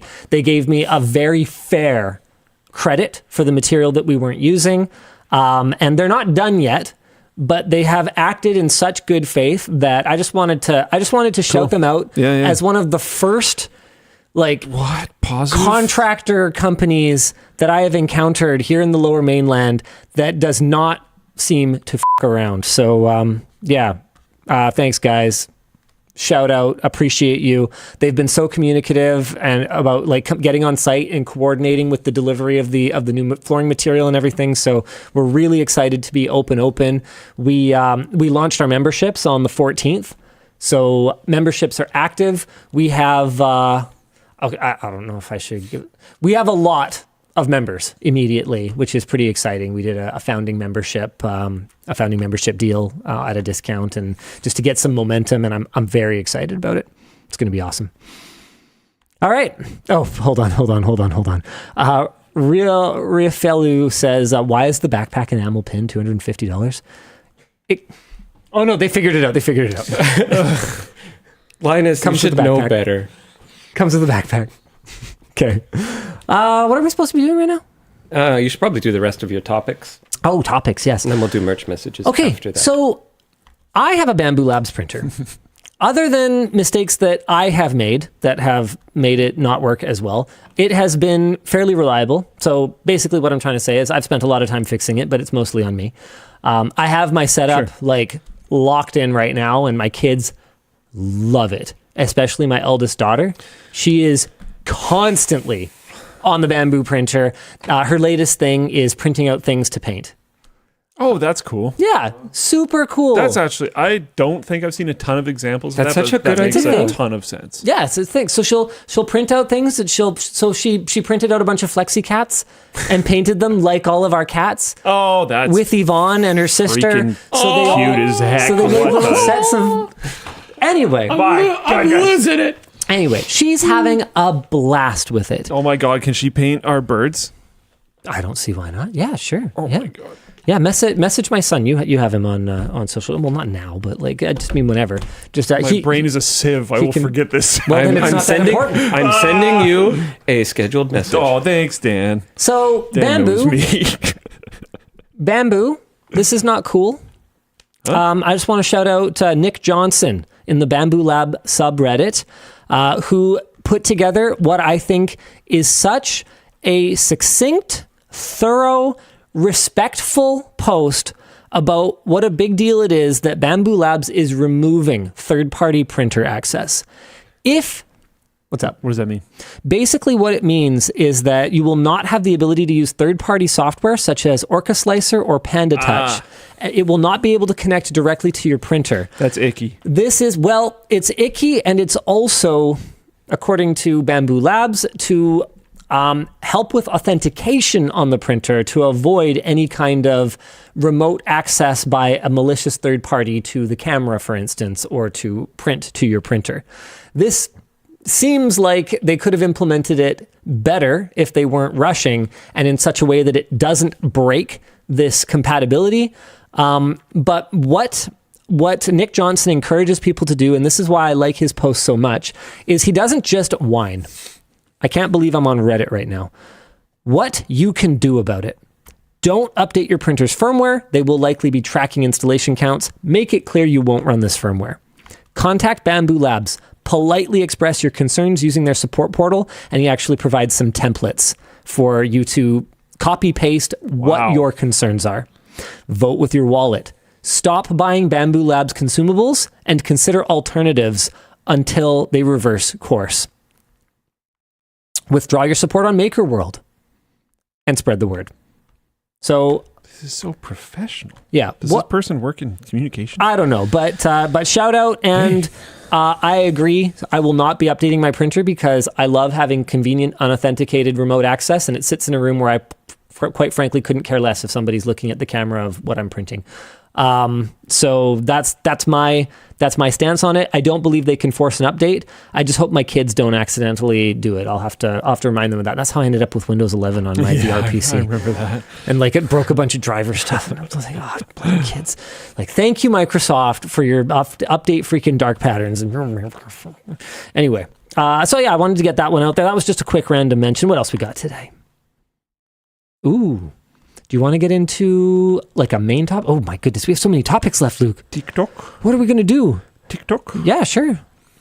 Goodbye, TikTok. Today, January 17th, the Supreme Court unanimously upheld the federal ban of TikTok starting Sunday the 19th coming very soon, since it failed to be sold to an American-based company. The origin of the ban was concerns over security risks due to its ties to China, with White House Press Secretary Karine Jean-Pierre saying TikTok should remain available to Americans, but simply under American ownership or other ownership that addresses the national security concerns identified by Congress in developing this law. President-elect Donald Trump has expressed interest in looking into this and possibly reverting the ban once he takes office. The app also will not be deleted from phones, similar to, this is a side note, but similar to Flappy Bird back in the day. Yes, remember if you had a phone that had Flappy Bird on it? Yeah, it was like worth more money on eBay. Yeah, you could sell the whole thing, like an old like iPod or whatever. You could. Yeah, we might literally have iPod that Touch. again. Which is kind of wild, but we'll see. So yeah, it won't be deleted from phones, but it will be removed from app stores, receive no more updates, and the US-based servers and connections will be... The US-based servers and connections will be disconnected on January 19th. Okay. Interesting. I don't know how much that's going to matter. It's probably fine. Canadian data server is going to go hard. Burr. Yeah. Anyways, as a result, in the last week, Zhao Hongshu, Red Note, aka Red Note, skyrocketed to #1 on the US App Store as TikTok users migrated over in preparation for the TikTok ban. So I want to jump in with a little insert here. I was talking to Andy from our team, who's been on Red Note for a while. Oh, cool. And he absolutely loves it. He showed me a bunch of really cool features. The browse functionality is honestly really cool. You can like browse by interests and stuff like that up at the top level. The ability to you can post more than just videos. Like you can post videos, but you can live stream. You can post text along with your video. You can post pictures. Like you can kind of post anything on it. And the discussion functionality under the posts is really rich. You can interact with other people's posts. You can post pictures. Oh wow! In the discussions. Yeah, and there's thread-based discussions. It looks very interactive. If only the end user license agreement wasn't much worse than TikTok. I was reading through a summary of it, and it's like. Basically, you just yield everything to the Chinese Communist Party. Like, okay, sure. Excuse me, Communist Party of China. Sorry, President Xi. Sorry. Anyway, carry on. I saw some joke about the North American users ignoring the TOS for Red Note. Just like, oh well. Anyways. Okay, let's see. Yeah, as TikTok users migrated over in preparation for the TikTok ban, with some people even making a joke about moving to an even more Chinese app, saying things like, I signed up specifically so the CCP can get their data. Elijah says, my favorite comment on this so far was, realistically, TikTok hasn't had my SIN, phone number, address, email, bank details, or insurance details leak. Whereas every American app has. So as far as I'm concerned, the CCP can have it. At least they're taking better care of it. That's funny, but actually I don't support that no, it is funny attitude. Though. It is funny though. We're making hee-hee-ha-has. Unfortunately, this migration has bothered some of the existing user base. Okay, I'm going to add some editorialization to this in a second, but unfortunately, I'm going to say what it says. Unfortunately, the migration has bothered some of the existing user base, with Red Note even releasing an update to allow filtering of IPs, which could block off Chinese Americans from trying to connect back home with family or friends. I have also heard that it's actually been super wholesome as well. There's been a lot of like friendly bonding over it. I'm 100% certain some people are bothered. This community of people that used an app just got plowed over by this massive wave of people diving and be like, what is this? What's happening here? What's going on? And that's going to be fun for some people. It's not going to be fun for other people. But there was Americans helping Chinese people with their English homework. Yeah. There was like all this like just asking questions back and forth, like really interesting conversation going on. Don't ask me how I know, but orphaned communities can often be very warmly received by the users of the orphanage, of the absorbing community. Yeah. Like, for instance, I have heard tell that private trackers that get shut down will sometimes be adopted by other private tracker communities. I don't know. It's like a weird Linux thing that I don't really know anything sharing about. ISOs and Yep. Yeah. Anyways, American social media apps want users, though, with Substack even offering a $25,000 TikTok liberation prize to users who post the best TikTok to inspire people to join Substack. Sure. I don't think that's going to happen, bruh. But anyways, nice try. There's a lot of discussion questions here, but realistically, I don't think we're going to get into does banning a communication app go against the whole point of the First Amendment. We'll let the Americans sort that out. Good luck, That's America. not even our country, Yep. so have fun. See you later. We have enough problems of our own right now. Should I run? we're Should I good. run for prime minister? Well, I just unplugged myself, but yeah, do it. Then you can sign Linustown into law. No, Canada will just become Linustown. Our currency isn't going to be worth anything anyways pretty soon, so you can just, Linus coin can just take over the CAD. Okay. The Great White Tips. Okay. Hear me out. Great White North? If the U.S. proposal for absorbing us... Oh, God. Hold on. Hold on, listen to me. If the U.S. proposal for absorbing us... Because realistically, I mean, trade deal mode. most of the states seem to operate like their own bloody countries anyway. Yeah, isn't that the point? So if we were formally all individual states, okay, so we're the 51st, 52nd, 53rd, etc. If we were all individual states, hold on, with our own state constitutions. Are they actually numbered? Sorry to... No, I don't think so. Is there an order? Is there an official order? I don't know. I don't believe so, I'm no. not an American geography major. No. Okay. Hold on. Hear me out. So if we were all individual states with our own state constitutions, Apparently, yes. like they have, okay, Yep. and the deal was, hey, if you don't do a rebellion very much, we will trade your Canadian dollars 1-to-1 for US dollars as part of making you formally American. Rate your warmth about the idea on a scale of 1 to 10. For myself, like, I'm fine. So 0.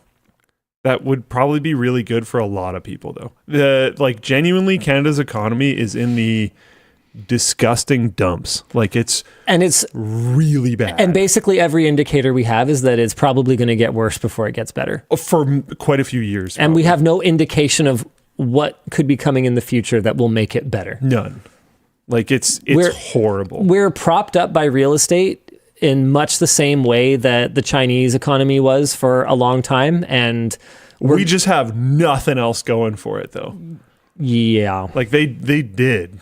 Yeah. They were the world's shopping mall, right? Everyone buys things from China. Yeah, I'm not going to go into all that, but it would honestly save like a lot of people. I don't know. I've had this same thought, but kind of different. Like, have you seen? He's kind of postured to everything that's near him right now, so that he's looking at Greenland, Canada, Mexico, right? Just I don't know. If I just spin around in a circle, what do my arms hit? Cuba. Have you looked at? No, not us again. Leave us alone, please. We're finally left out. Population. I mean, that's sort of their whole issue. Greenland. Why can't I type? Yeah, so I looked this up. What is this? Google Trends? Oh, population of Greenland. Greenland is growing like crazy. Oh, no, it's flat. No, it's really flat. Oh, no, it's super flat. Sorry, I didn't realize the time scale I was looking at. There's also... I thought I was looking at like the last couple of years. Wait, there's only 56,000 people in Greenland? In the whole place. So... Okay, it's not as big as it looks on your flat map, though. No, That is something I to know. consider. Yeah.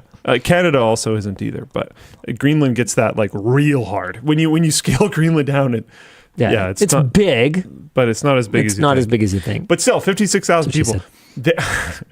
He could, if it came, I don't think it would, really. Yeah. Because it's Denmark, right? But if it came down to a vote of people in Greenland, not in Denmark, you could definitely just like hard buy everyone out. There's only 56,000 of them. You could, like, how much would it cost to make all of the millionaires? Probably $56,000 million than what you would expect to buy a country. Yeah, I mean, I guess. But I mean, buying countries and stuff like was a thing. It's not like the US didn't buy a lot of the land that is now currently the United States of America. Yeah, however legit those deals were. Well, that's a whole not a US geography and also not a US history major. So yeah, maybe don't listen to us. But yeah, I think there's really not that many people. Like there's way more people in Langley. I know you haven't done the math. So how much money do you actually think that is to make every person in Greenland a millionaire? No. What did you have in mind? 5.6 billion. So it's 56 billion. 56 billion. That's a lot of money. One factor off. I mean, realistically, is it for the states? I mean, is money even real? American yearly is money even real for America? Budget. That's yeah, it's not that big of a deal. That's 5 times what Jeff Bezos made in 2024. See, that's why I'm going to the gold standard with my personal finances. Oh, you won my vote. There you go. I will no longer be dealing in paper money from here on out. Oh, you're just gonna gold brick people? Right upside the head. I need to buy my land plane. Here's a brick of gold. Anyways, yeah, federal budget. What's funny for 2022 was 6.75 trillion. Okay, they'll probably handle it. Okay, I think they could buy that at $1 million. You know what's funny? One of the Porsche dealerships that I was talking to when I bought my Taycan told me that they like regularly deal in all kinds of like not legal tender things. Whoa. Like yeah, you could if you brought in if you could have the assayed value proven or whatever, like they'd basically take anything for payment. I was like, what? Or was it Porsche or was it another brand? I don't remember, but weird. Yeah, I did encounter a car dealership once that like brought up unprompted that they would take gold for payment. I was like, are you kidding me? So I could buy a car with doubloons? People are yelling at me about American things. I don't know, dude. I don't care. We're Canadians. Someone's like, look at the American debt clock. I don't even know what that is. Oh, dude, it's crazy. You don't know what the debt clock is? No, this thing's crazy. Hold on. The debt clock. Trust me, guys. We have so many problems up here. Real time. We gotta look at ourselves for a little while. Real time. Canada's got some work to do. Okay. Here we go. What if money gained value?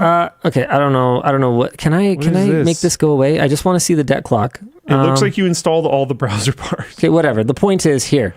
So you can watch the debt per citizen, and you can watch the U.S. national debt go up. So that just ticked over $1 million.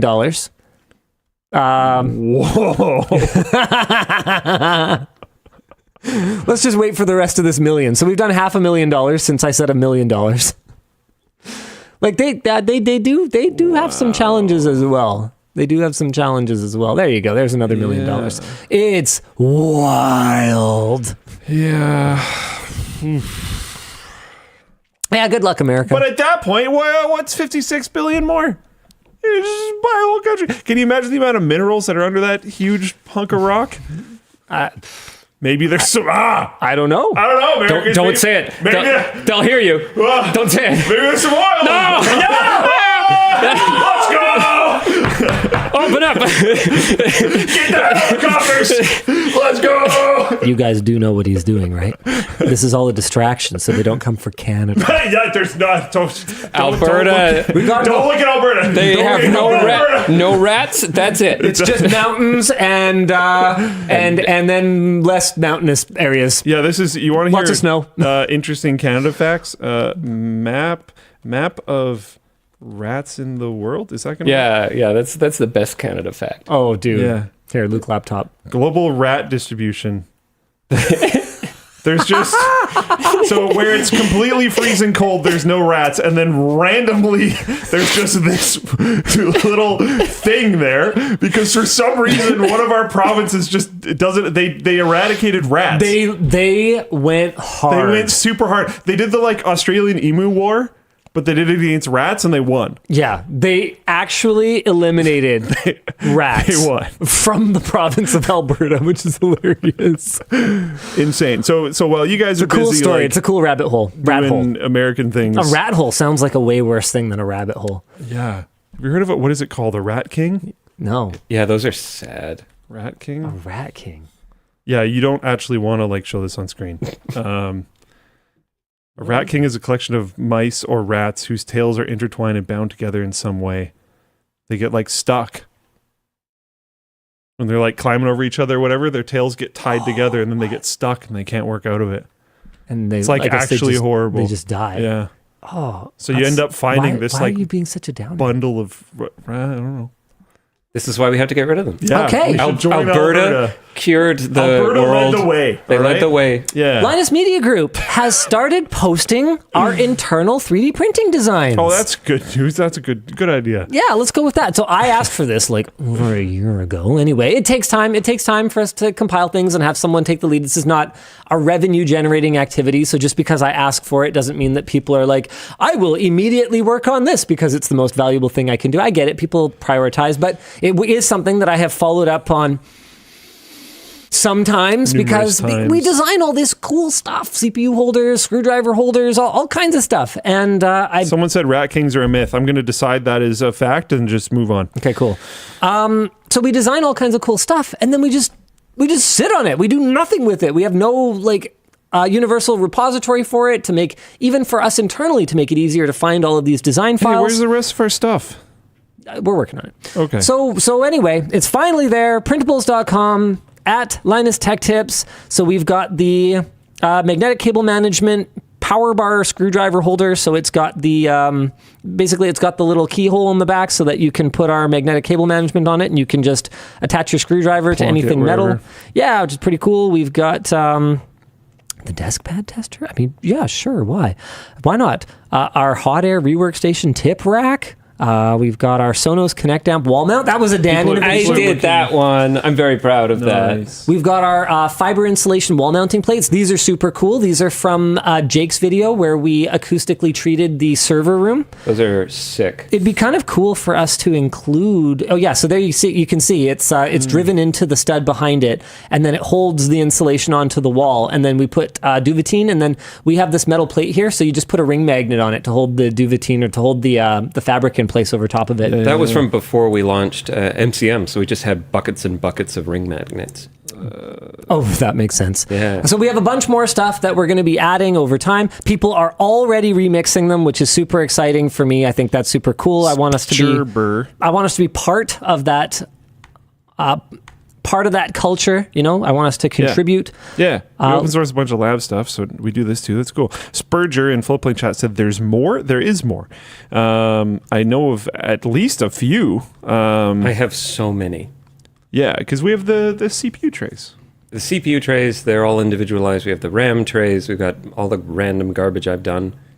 I bet you they're trying to figure out how to do things like the individualized stuff. I don't know. No, they're all like, we can just SDLs. Yeah, but like filing them nicely, I guess. Maybe. Maybe I mean, Question you just mark? like name them. Name them? Yeah, maybe Yeah. that's enough. I don't know. Eh? Dang it, I'm I'm just trying to figure out why they wouldn't be up, but trying to find a. Effort? fair. Would you want me spending a few hours uploading No, everything? no. There you go. It's not you didn't do this, right? There we go. Took me a while to find it because this may surprise you, but the subreddit is pretty active right now. A little busy. Yeah. They're doing stuff. Check this out. Are they being cordial? Somebody already remixed it to go on the IKEA wall mount thing. Oh, nice. That's awesome. A lot of people have those, so that's probably good. Yeah, so I want to see more of that kind of stuff. Yeah. And I don't know. It's cool. It's ever since I remember, I think I was sitting in the Creator Warehouse engineering area, and I was looking at, someone had created like a really cool holder for, I don't even think it was for a finished product. It was for like keeping track of the parts for an in-progress project. And I was we designed so much cool like 3D printed crap. And I know you designed that. There's no way that you downloaded something that's specifically like, and they're like, oh yeah, it doesn't take that long. And I'm like, right, but it takes a long time for people who aren't you. So we should release this stuff. This would be so cool. So we're finally freaking doing it, and I'm really excited about it. Yeah, that's sick. Okay, what else are we talking about? What do you want to talk about next? It says we plan to publish a new model at least once a quarter. So the next one would be sometime in March. Oh, we could do them faster than that, you guys. Send it. Well, I will advocate internally for us to hurry our butts up and get more stuff up there, okay? Send it. I want the CPU holders up there. People have asked for them so many times. Send it. Is anyone watching from whoever's working on this? No, I don't see anyone in chat. Okay, cool. Linus's A+ certification was ripped right directly out of his hands. He was holding on to it and they went, no! Denied. 3 months after our video on CompTIA's A+ exam was removed from YouTube and Floatplane, Linus's A+ certification was finally revoked. We received an email from Pearson VUE's Credly Digital Credential Service late last week and confirmed it via CompTIA's verification website. We can check for ourselves live on the show if you guys would like. Here we go. We will do now. Watch it be reinstated. That'll be genuinely funny. Okay. FMK Are V7. you a robot? What the type the code? Oh, balls. Well, there's your problem. No robot could be this stupid, so I'm sure this will work. This certificate no longer valid. The Tonight Show is going to be embarrassed. Bringing on a tech guy. They had a tech person on who doesn't even have A+ certification from non-certified from CompTIA. Non-certified. Fail. Absolute failure. That's rough. Well, hey, we are coming up on the 5-year anniversary of the I'm Thinking of Retiring stream, so it's over now. Maybe I only needed to think about it for just 5 years. Unfortunately, it was forced. And then I'll be ready. You know what? Sorry, I'm coming back to the Tonight Show again because I gotta say, I feel actually kind of invigorated by it. I feel like it's an opportunity for us to share that like real tech shit. Yeah. With a completely new audience. And I find that really exciting. That's cool. Yeah, anyway. Nice. I'm thinking of doing a 5-year update stream or a 5-year update video. I've been kind of putting it off. I've had a lot on my mind lately. You don't say. Yeah. Sammy wanted me to do it as a short. I'm like, Sammy. No, dude. I'm like, Sammy, how am I supposed to do this as a short? He's like, don't worry, I'll cut it down. I'm like, Sammy, if I do like how I've been feeling for the last 5 years, you're not going to be able to cut it down to 3 minutes. He's like, I could do it. I'm like, Sammy, no, we're not shooting this today. He tried to get me to shoot it today, right before WAN show. Sammy, I love you, dude, but he's trying to hit his quotas, man. Yeah, no, dude's a hustler. I had to talk to him at CES about not biting off too much sometimes. He's a hustler. Yeah. He's a hustler. And he works hard for the floatplane community. He really does. I think he genuinely cares about the floaters. I think he does. A lot. I see him in the comments all the time. Yep. No, love Sammy. I was looking through the comments on one of my show tour videos, which I had actually a lot of fun filming. Oh yeah, that's these are hilarious, dude. You watched it? I watched this. This is probably when I left off. Someone sent me this. Sammy just bashing that robot was so funny.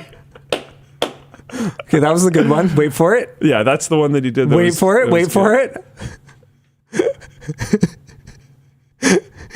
Boom!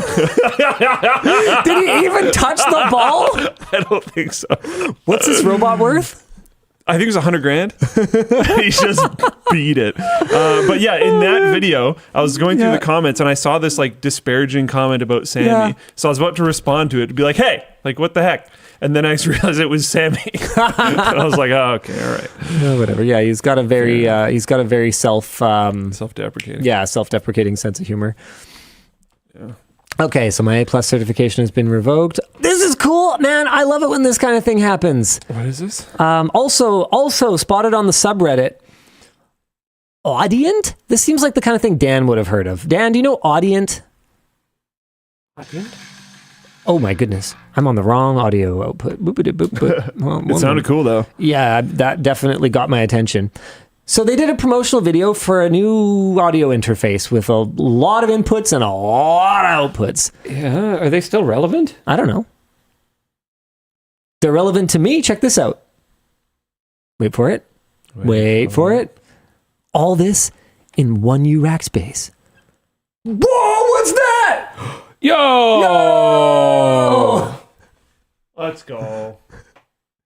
Because you know that these guys are not a big enough company that they like went and sourced an LTT backpack to specifically feature it. Probably just like the guys there, one of them just has the LTT bag and was like, I have a backpack that it will fit in. I got this cool like backpack that fits all the tech stuff. Why don't we put it? I love it.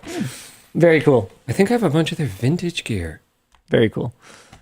So I don't know much about their products or anything. I don't do that world very much, but definitely appreciated Mr. Rubber Ducky 99 for spotting that in their ID48 audio interface promotional video.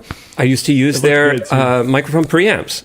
They make some amazing stuff. So you could spot the extra riveted top handle as well as, of course, the orange internals. Yeah. Very cool. Should we do our review embargoes bad thing? First, we should do discussion question. Oh. How's it feel to see CW/LTT products just popping up in unexpected places? It's so cool. I love it. And I usually end up seeing the screwdriver. But the backpack is also cool. I don't know why it surprises me that much. Like, we've sold literally, I mean this in a literal sense, hundreds of thousands of screwdrivers at this point. Like, they are out there. We have sold tens of thousands of backpacks at this point. They're out there. But it still tickles me because I'm just like, no way. You know, like, it's cool. Yeah, it's cool. I watch a bunch of like DIY content and stuff on YouTube. I mentioned earlier I don't watch TV. I do watch a heckin' YouTube for sure. And every once in a while, you know, they'll pull one out and I'll just be like, oh! And you can tell like it's worn. Yeah. And it's like, nice. That's what I like to see. Yeah. It's like, all right, you've actually used this a bunch. Yeah. Like, that's because you got it and you're just like, damn. He's an ass. I love it. UCR Buffalo says, does it make you feel like a real company? Yeah. Mm-hmm. In a big way. Because between like doing the sponsorships and stuff like that, where we've actually like sponsored creators, between seeing people just in the real world just freaking using it. One of my favorite posts that I see is, I am a X technician. Here's my driver with X thing that I'm working on right now in the background. And we see people posting planes and boats and all manner of machinery, and it's super cool. It's super cool. What? Mempacon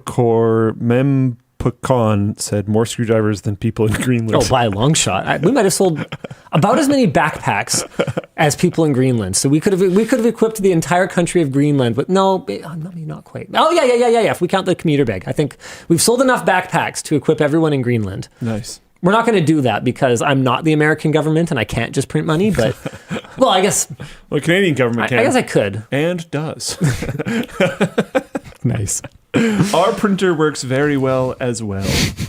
Both countries have fantastic printers. It's not worth as much, so all things considered, we have to overclock our printer by about 44%. Extremely high performance in order to get the same output. Very cool. Are review embargoes bad? Okay, so I saw, but I have observed a trend that seems to be picking up steam. And I noticed a lot in our coverage at CES this year of people feeling like, and expressing their feeling, that review embargoes, or basically literally anything other than all the information all at once, is like unethical, like it's scummy, it's awful. And so I guess what I want to talk about is why information embargoes do exist and the pros and cons for all of the various parties involved. There are definitely cons, and I think they are sometimes abused by companies. So it depends on, as we go through this, one of the nuances to keep in mind is how they're used. Absolutely. The idea of one embargo for one product is not always how it goes. It's actually, depending on what company it is, sometimes that's very far from the reality. Yeah, we've called out NVIDIA in the past for taking one GPU and saying, okay, here's the embargo for the announcement it exists. Here's the embargo, and okay, I'm exaggerating a little bit. Okay, I'm going to add some extras, but multiple embargoes for one product. So I'm not going to say NVIDIA anymore. I'm just going to say we have had companies hit us with variations of... Dan, are we... Okay. Yeah, sorry, just taking a screen cap. Hit us with variations of, here's the embargo for that it exists at all. Here's the embargo for the basic specs. Here's the embargo for some new technology that it supports, or a deeper dive. Here's the embargo for the unboxing. Yeah. Here's the embargo for performance analysis.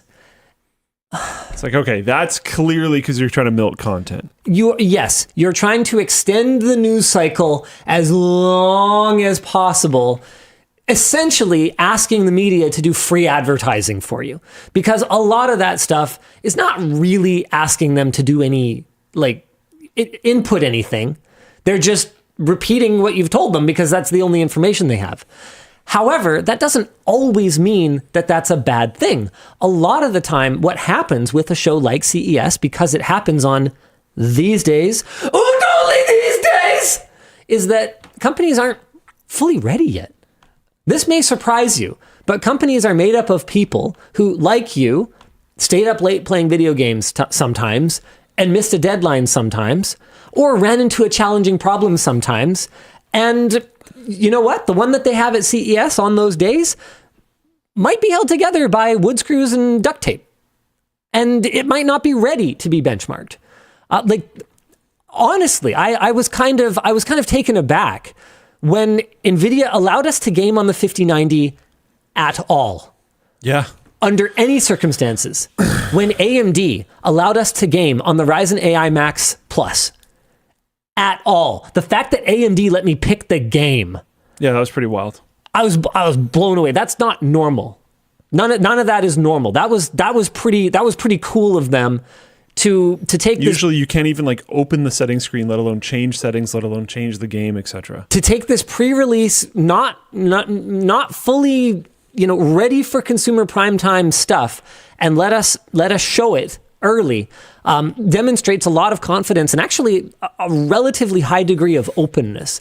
And then to kind of see this, this sentiment that was pervasive in the comments that they were scummy for not letting us do more.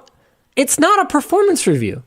And even if they did let me do everything that I could possibly want to, I don't have time. Yeah. I've got maybe an hour. Especially to have proper rigor. Well, yeah, exactly. So I don't know, and realistically, they gave us enough that we were able to give you guys something, especially the Ryzen AI Max. The fact that we could play that game at all, and don't go conspiracy theory, guys. I saw people being like, yeah, and that scene, they picked that scene because it's relatively light. No, I picked that scene because I haven't actually played Black Myth Wukong yet, and I just bought it. I bought it in AMD's booth, and that's the beginning of the game. That's why I ran that scene. And the reason that we picked Black Myth Wukong was because it's a really demanding game, and I wanted to see, can this thing do console level graphics in a thin tablet-like device? And that happened to be the game that MSI in the next booth over had on a drive. Guys, sometimes it ain't that deep. Yeah. And so yeah, I thought that was really cool. I think it's a really exciting chip. Genuinely pretty awesome. Anyway, so we've got a kind of a summary from the writing team that they put together, and of the pros and cons. So pros, from a brand perspective, you have time to communicate your message and your product details to reviewers. Because if you don't have, because otherwise, think about it, you can't brief everybody at once on a new product. You could do a Zoom call, but people are going to have questions. They'll have follow-ups. You need time to disseminate information. So having a gap between when you first start doing that and when everyone can go public with it buys you time. The brand also has time to address potential issues before public release of the information and even potentially public release of the product.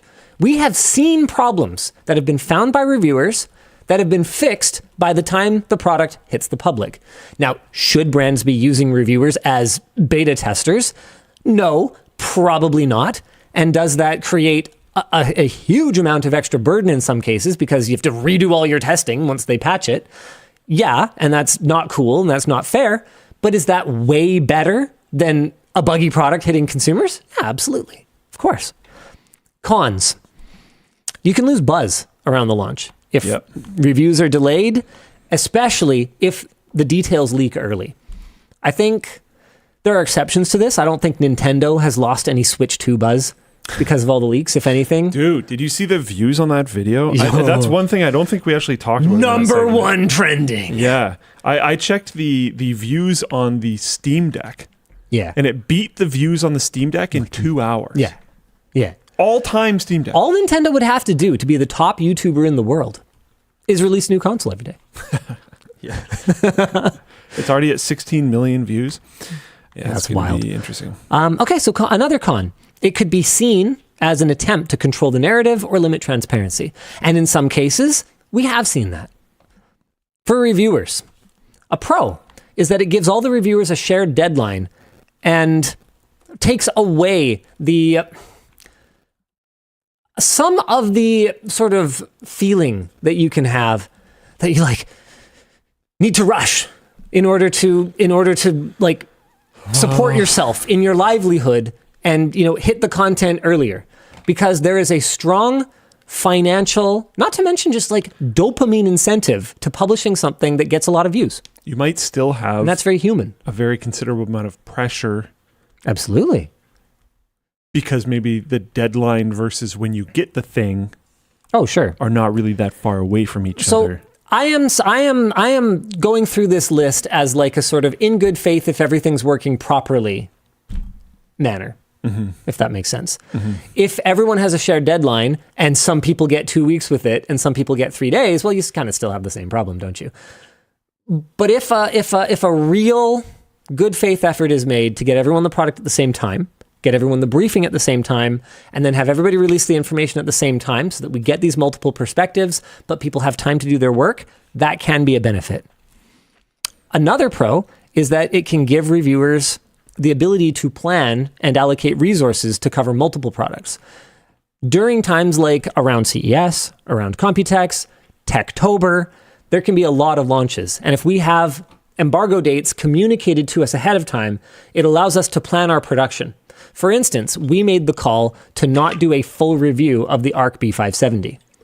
We knew it was going to be Arc B580, but like slower and cheaper. I thought the live stream was a really cool idea. Yeah, the live stream was cool, but we didn't actually use the B570 in the live stream. Oh, I don't know. Yeah, we used the B580 because we basically what we built was a strategy to address the two major questions that we had outstanding. How much of the opposite of uplift? Downfall? Not downfall, but anyway, how much performance loss was there compared to the B580? And we were able to do that with a little bit of light labs testing in a short circuit. So there's the B570, kind of what we said what we need to say about it. The other major thing that we've wanted to look at for Arc is how's the game compatibility on BattleMage? And then that's where the stream came in, where we let viewers submit their suggestions for games that we could try side by side against an RTX 4060. But cons for reviewers.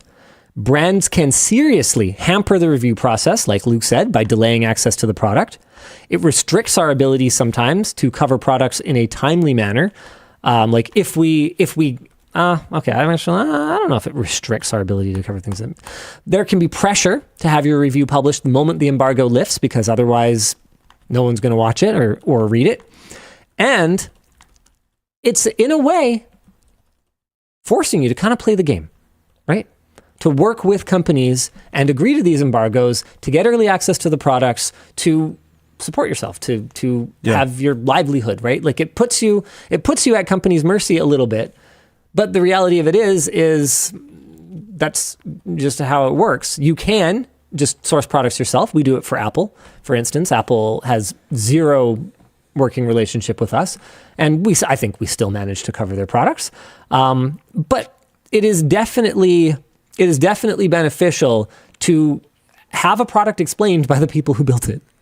Not just beneficial for us, but beneficial for the viewer. So let's get into the benefits for the viewer. You get more comprehensive, well-researched reviews that include multiple perspectives.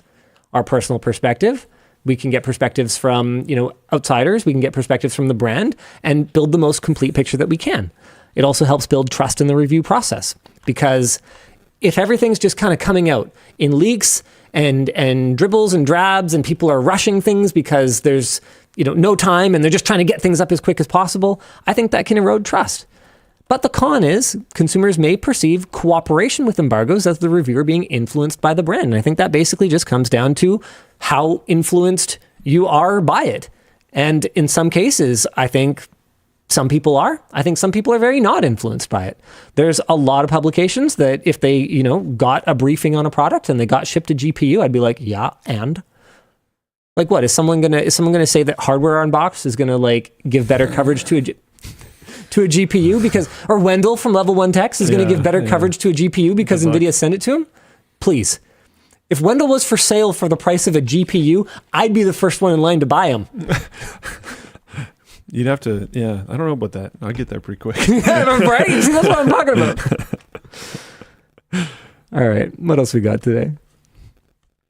What do you want to do, Luke? We can do the John Deere thing. Yeah, I think we can kind of just go through that one pretty quick. Fire it through. Yeah. The U.S. Federal Trade Commission, along with the Attorneys General of Illinois and Minnesota, sued tractor and agricultural manufacturer John Deere on Wednesday, alleging that Deere has monopoly power over the repair market. Oh, let's go. Okay. Right? FTC chair and extremely based person, Lena Khan, stated that Deere has, in quotes, has allegedly restricted the ability of farmers and independent technicians to repair Deere equipment, including tractors and combines. John Deere has responded, saying that the suit, in quotes, ignores the company's long-standing commitment to customer self-repair and the... Sure. And the consistent progress and innovation we have made over time, end quote. 404 Media's article notes that Deere has become notorious for cornering the repair market on its machines by introducing software locks to prevent farmers from fixing the equipment that they buy without the authorization of John Deere. Being forced to, this is no longer the quote, but being forced to wait for authorized repair personnel can mean significant delays in repairing machines during the critical planting and harvesting seasons, which can result in lost harvest and dying crops. In October of 2024, U.S. Senator Elizabeth Warren said that Deere was not honoring a memorandum of understanding that would have made it possible for farmers to make some repairs on their own. The current FTC suit states that the MOU was designed to kill right to repair legislation and repair regulation against the company. I saw some dudes wearing John Deere hats down at CES that I was relatively certain were just like employees of John Deere. And it took a significant amount not to just roast them about right to repair. I'm not even kidding. I don't even know this was happening. It's just John Deere has been the only like agricultural company that has consistently showed up on WAN Show for just being trash. I'm sure their like products are good, but the right to repair issues are brutal. And farmers of honestly anyone have been known for maintaining and keeping things going on their own historically forever, and taking that away from them is ridiculous and stupid. And drives up the price of food. Yeah. Which is like... You should all be mad. Not good. Yeah. DEF CON had a talk about John Deere. Yeah, and it was sick. Based Lena Khan. Based Lena Khan. Please run for Prime Minister of Canada. Yeah, come up here. Please. It'd be great. Does someone know her? Okay, like how many people are watching right now? We got 23,000 people watching on YouTube. We probably got a few thousand more on Flowplane, like 25 people on Facebook. Okay. The 6 degrees of separation thing. Okay, does anyone know anyone who knows anyone who knows Lena Khan?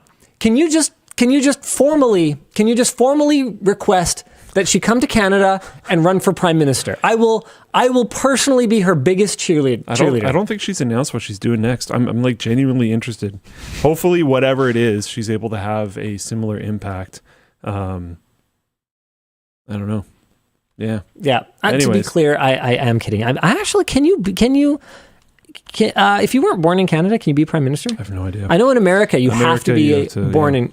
Do you have to be born? That argument constantly comes up in American politics. I've never heard it for Canadian ones. No, so 4 of Canada's prime ministers have been born outside Canada. Oh, well, okay. Some of them, like the very early ones, Alexander Mackenzie, John A. Macdonald, because like kind of need to be. Literally every white dude was. Here's our new prime minister. They're 5. They'll grow up. All right. Hey. Can't be much worse. There's a little rapid fire HexOS update. Oh, okay. This is from John from HexOS. We have been absolutely blown away by the response from both the LTT and the home server community. The sheer number of people who have reached out to offer support, apply for jobs, offer out potential for partnerships has been incredible. Special thanks to Mawson, Dylan, Ubergeek, Mobius, and Theo from the HexOS forums. These guys have been amazing in helping our community immensely. Just to catch you guys up, HexOS is the NAS software that is being developed under the leadership of a couple former Unraid guys who go way back to helping me with 7 Gamers 1 CPU that basically split off and were like, we need startup funding. And I was like, oh my God, you guys, okay, sure. And, you know, I've talked about this on the WAN show before. I had no idea if they were going to succeed, really. I knew they were like good guys. I knew they were super good guys, but this is a big project. It's a big undertaking. But what I knew was that I wanted their product to exist. An easier DIY NAS software. It's built on TrueNAS, and it's got a really pretty interface, and it's designed to be TrueNAS rock solid in the foundation and pretty modern, like pretty and modern, not somewhat modern, pretty and modern in the front end. Anyway, fast facts. They've sold approximately 28,000 licenses so far. So suck it, haters, basically. The number of people that are like, there's no, what are they doing? Guys, just because it's not for you doesn't mean it's not for anybody. Yeah, I was just going to say, and it not being for you is totally fine. Totally fine. Don't use it. Go roll like bare TrueNAS and like get in there in the command line. Do it. Do it. There's some people I talk to excitedly about this. There are other people that I would have never brought it up once because it's just not applicable to them at all. That's fine. Eshtec has more than doubled the team size since the launch, with at least 3 more hires planned in 2025. And, I wish I could tell you what this is, but they have already reinvested in the community with a 6-figure sponsorship of an open source development project to be announced soon. It's really cool. Cool. Game changer. All right. The sheer volume can I ask you this? Is it going to work with their thing? Mm-hmm. Cool. Yeah, of course. Nice. But it'll be open source. Nice. Which is cool. Nice. The sheer volume of support has made us rethink our development approach for 2025. More info soon. Once we have the new team ramped up, I should have time to post some comprehensive updates through blog posts. Exciting times. All right, so that's it. I don't want to spend too much time on this. Is it? Oh, it's After Dark. Let's go. Oh. I'm doing the thing. Man, I told you I shifted some of my weightlifting days to movement and flexibility days. Yeah. In general, I feel very good. There are things that are sore, and I'm not used to being sore. Like your arc? Like your perineum. Perineum. Oh, Linus. Come on. That's always sore. Come on. Yeah. If you don't know what it is, don't look it up. It's fine. My goodness. I did. It's WAN show after dark. Dude, Come on. If these people sat through 2.5 hours of the show already, they're chill. They're easy. So I got a course. Yeah. For the weightlifting stuff, I didn't do courses. I just learned stuff on my own. Yeah. For the flexibility stuff, I'm like, this is so far out of my realm. I need somebody to help me. So I bought a course. It was unlimited lifetime access to this one course, whatever. They had a Black Friday sale. Fine. I just started it. And I started watching videos. I went to the gym and then started watching because it was like, okay, do this movement. Here's a video so you can see what the movement is and then log your stuff and move on to the next one. And they had me, I'm at a public gym. They had me do cat cows. Do you know what cat cows are? Did you just laugh? Do you know what they are? I snorted, yeah. Do you want to demonstrate? No, I really don't. No, you have to now. No, there's no shot. You gotta do it. I'd have to get up on the table, and that's not happening. It's not happening. It's not happening. It's not happening. It's not happening. It's not happening. It's not happening. Hold on. It's not happening. It's not happening. I'm just gonna add a picture to the. Oh no. No. You guys can just show it on your laptops, of course. Sure. Cat cow. So I had to do this in a public gym. Oh yeah. I had to do this in a public gym, dude. So you start in the one on the right. No, we know. Yeah. You start in the one on the right, and then you go to a neutral position, and then you go to the one on the left. And I at a certain point, I just closed my eyes. So I was like, I don't want to see people looking at me while I do this. I went into the corner. Usually I'm there, I'm working hard, I'm lifting pretty heavy. This is the gym I normally go to. I know people there at this point. And then out of nowhere, neutral New Year happens. I go into the corner of the gym and I just. It's like that great song by Two Live Crew. Luke, I think it's okay. I don't think it's embarrassing. It was very embarrassing. It was extremely Hell embarrassing. yeah, get it, girl. You got this. Braun says, I call it cat heaving. Yeah, kind of. But Does it make it better or worse? VNG Supernova. So that's what white people twerking is. It's like slow and clunky. Yeah, it sounds Luke's about trying right. to get Linus's thighs, but he can't do it. But I mean, yeah, like things feel pretty good. Good. But my goodness, I might do those ones at home. We'll see. Yeah, I think that whole Don't let the routine- birds see you. They won't respect you anymore. That whole they said you need a bench, but like I don't know, I could just use a chair for everything I had to do, so I can easily do it at home. Yeah. But Or yeah. a couch, certain kinds. All right. Good enough bed frame. Yeah. What are we supposed to be doing right now? After dark. You After dark. want a merch message? It's very after dark this evening. Yeah, sure. Yeah. Sure, hit me, Dan. Hey, LLD. Last week you mentioned we're moving away from... Oh, no, we did that one. I didn't archive it. What advice do you have for someone moving who wants to put in wired networking from scratch? Currently researching the best setups for access points, cameras, door access, LAN parties, etc. Consider the future and put in conduit. Yeah, but 100 not gig. everywhere, though. Like, not... Okay. If the run is easy, put in 1. If the run is hard, run 2. You never know. You might pull a Linus and get your mirror image screwed up and misterminate the same thing 6 times and use it all up. I did it once. Yvonne had to look at me and go, "That's not what you were doing before." I had done all the other ones in the entire installation. This was back in my old house. You could have something chew through the cable. You could have things happen. Basically, is what I'm trying to say. The cable could just be defective in the first place, or it could get damaged while you're running it. So if you run 2, cable is not that expensive in the grand scheme of things. Running cable can get real expensive depending on where you're going.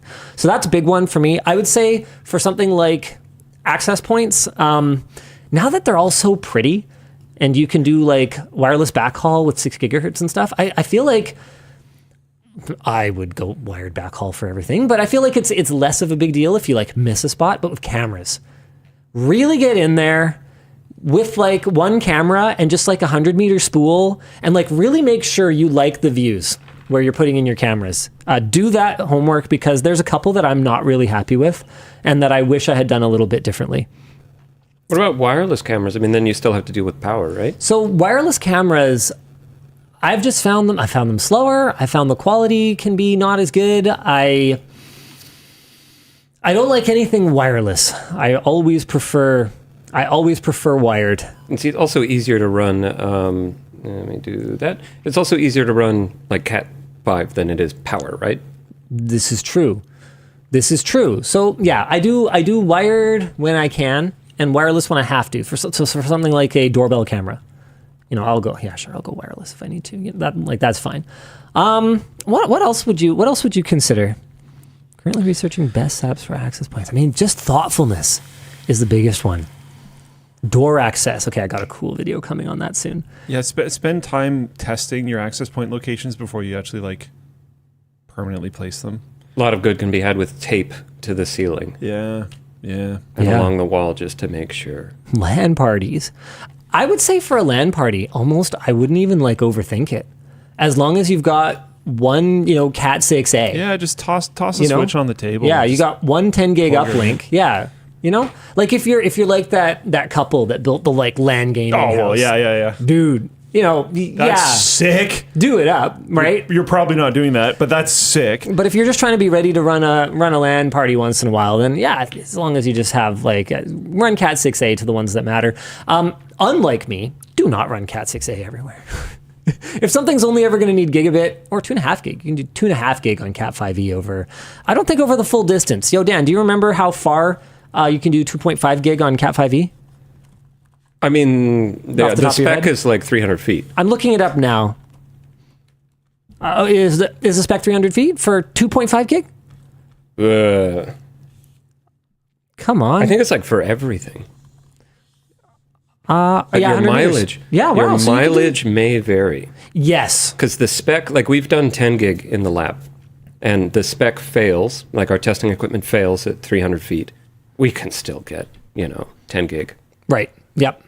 And like you can run 10 gig on Cat5e, which it's not rated for, if the distance is extremely short. Just like you can use like an ancient HDMI 1.4 cable, certified cable, if it's a really short one, and you can run HDMI 2.1 or whatever. Sometimes it's just not a guarantee. That's why these standards exist, for reliability and consistency. As long as you have the 8 conductors. Yes. Yeah. That. Yeah. What else could we really say? I'd say, I'm moving. Who wants to put a more? Pick your battles. That's another big one. Like, if you don't have to pull off sheetrock, just don't. Just run a little thing. I thought I cared a lot about that when we moved into my current place, and so we pulled off drywall everywhere and put everything behind the drywall. And then when we did the one place we didn't was in the family room, where we have 5.1 or no, what even is it? 5.1.2? I forget what it is, but like a surround setup, because I never intended to have one there. And then my bloody family never wanted to go down to the theater room. They always wanted to just watch them. I'm like, okay, fine, screw it.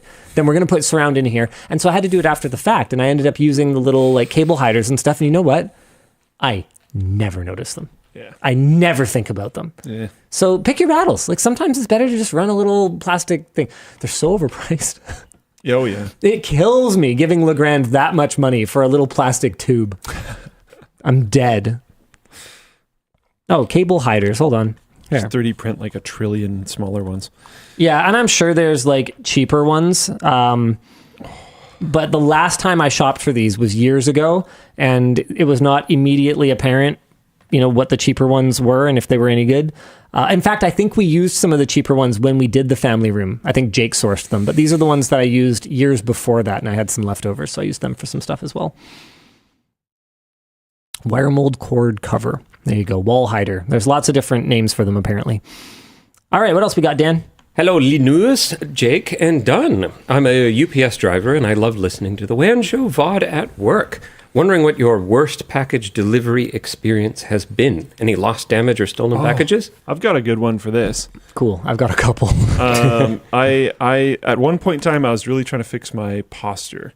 So I did buy an expensive thing. Spoiler alert, I returned it. But I did buy an expensive thing. I bought a Ermin Miller chair. Did you just say Ermin? I didn't mean to do that, but I did. I like it. You know what? I'm going to go with that. It's Ermin now. Yeah. I mean, you got Hermes. Yeah. I think it was the Embody or something. I don't remember what. But this is when I totally didn't live under the old studio house.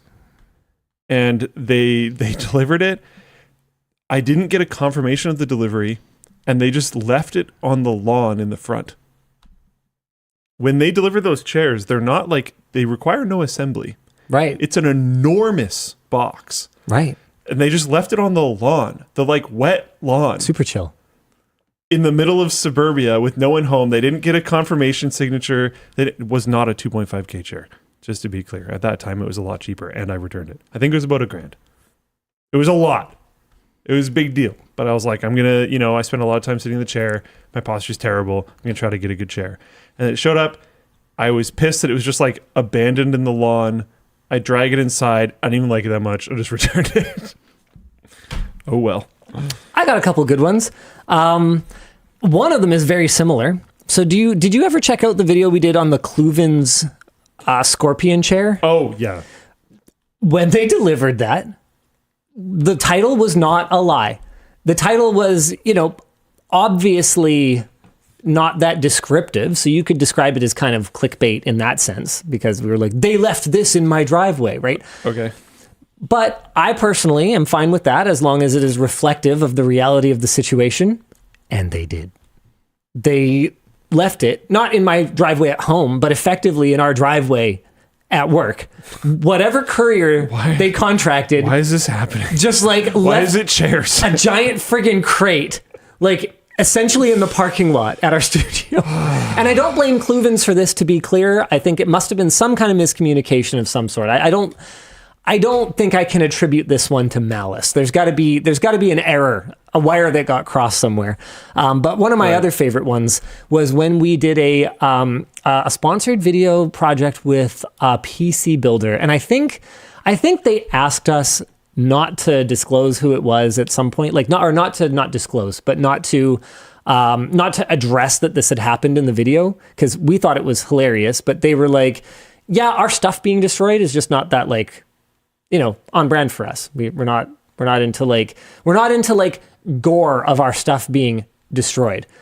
But this boutique, beautiful gaming system got mangled. Oof. Like shattered tempered glass side panel. And what was painful about this was that it was very customized. And that really sucked. That really sucked. That's rough. That was like entirely on the shipping company? Oh, yeah. Yeah. So it was packaged nicely. And and I think that was another thing that they had some sensitivity around, was they were like, yeah, we really don't want people to think that this is reflective of our packing materials. And I actually support that position for them, because it was good. Their packing materials are excellent. Nice. But even the best packing materials can succumb to a drop kick. All right, what else we got? Okay. Hi, DLL. One of my hard drives on my NAS recently started reporting checksum errors, and a colleague suggested running SpinRite on it to recover the data. Is that snake oil, or does it work? I have not tried it, but I would say that if you're getting checksum or smart errors, you should replace your drive. What if he's doing RAID 0? Then you should stop doing RAID 0 and then replace your drive. Yeah. Yeah, why would you want to recover that? People are saying SpinRite is so awesome. Okay, maybe I need to familiarize myself with this. Why would this person want to run SpinRite on it instead of just replacing the drive? Maybe this is a drive in, like, help me out, chat. Is it a single drive? Originally written as an interleave tool. Okay. Oh, no. So, yeah, SpinRite's ancient. Yeah. I didn't. That's okay. That's super cool. I mean, it can't hurt to test it. I don't know. I'm at the point in my life where if you're running it in RAID 1, then I would say, yeah, I don't know, run some utility on it and maybe it's fine. You'll have the redundancy still anyway. But I'm at a point in my life where when it comes to data, if I see a smart error, if I see a checksum error, don't mess with it. I throw it away. I'm sorry. Yeah, people are like, SpinRite is legit, says Steve Gibson of Gibson Research, apparently. This is according to OS Dirk in the Floatplane chat. Didn't he make it? I don't know. Oh, yes. Wait, what? OS Dirk, what are you doing? What are you trying to do to me? Obama giving Obama a medal. Yeah, exactly. Good job. Good job, Obama. Yeah. Freaking guys. I was like, hold on a second. All right. Floatplane is amazing. Perfect. The best float plane. I've had your screwdriver for a year. Oh no. Is this true? What? Someone said, are you guys trolling me right now? Hold on. Are you guys trolling me right now? F Car Dude says you can only download SpinRite on Firefox. There's no way that's true. You guys gotta be memeing on me. There's absolutely no way. I want to go see right now. Why did they troll us?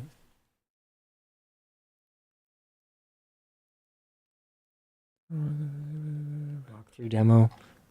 No, they're trolling. They're trolling. They're trolling. They're trolling.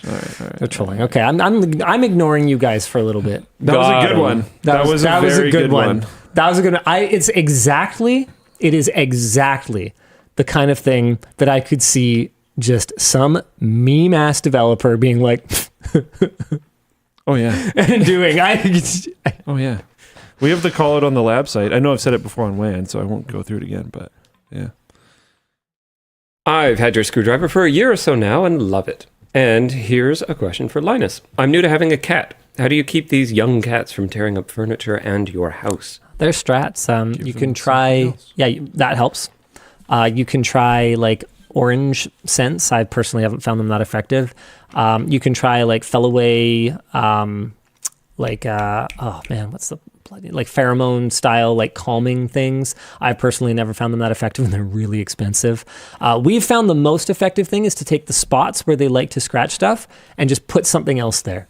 So there's spots on the carpet and there's like corners. Our house is just full of those cheap little like cardboard scratcher things that you can get on Amazon. The cats love them. They rip them up, but they're cheap. You just get a new one, whatever, and it's cardboard. You just throw it in the recycling, so who cares? The other big one is double-sided tape. Double-sided clear tape. If you put that on a vertical surface that they go after, it'll grab on the fur on their paws, and they don't like it. Yeah, they don't like it. That makes sense. It'll get them out of the habit sometimes. Sometimes there are just materials though that are just irresistible to them, and you're just going to have to get a different couch when that one is destroyed. That's just part of... Break that couch up. And... Furfino asks, is declawing unethical?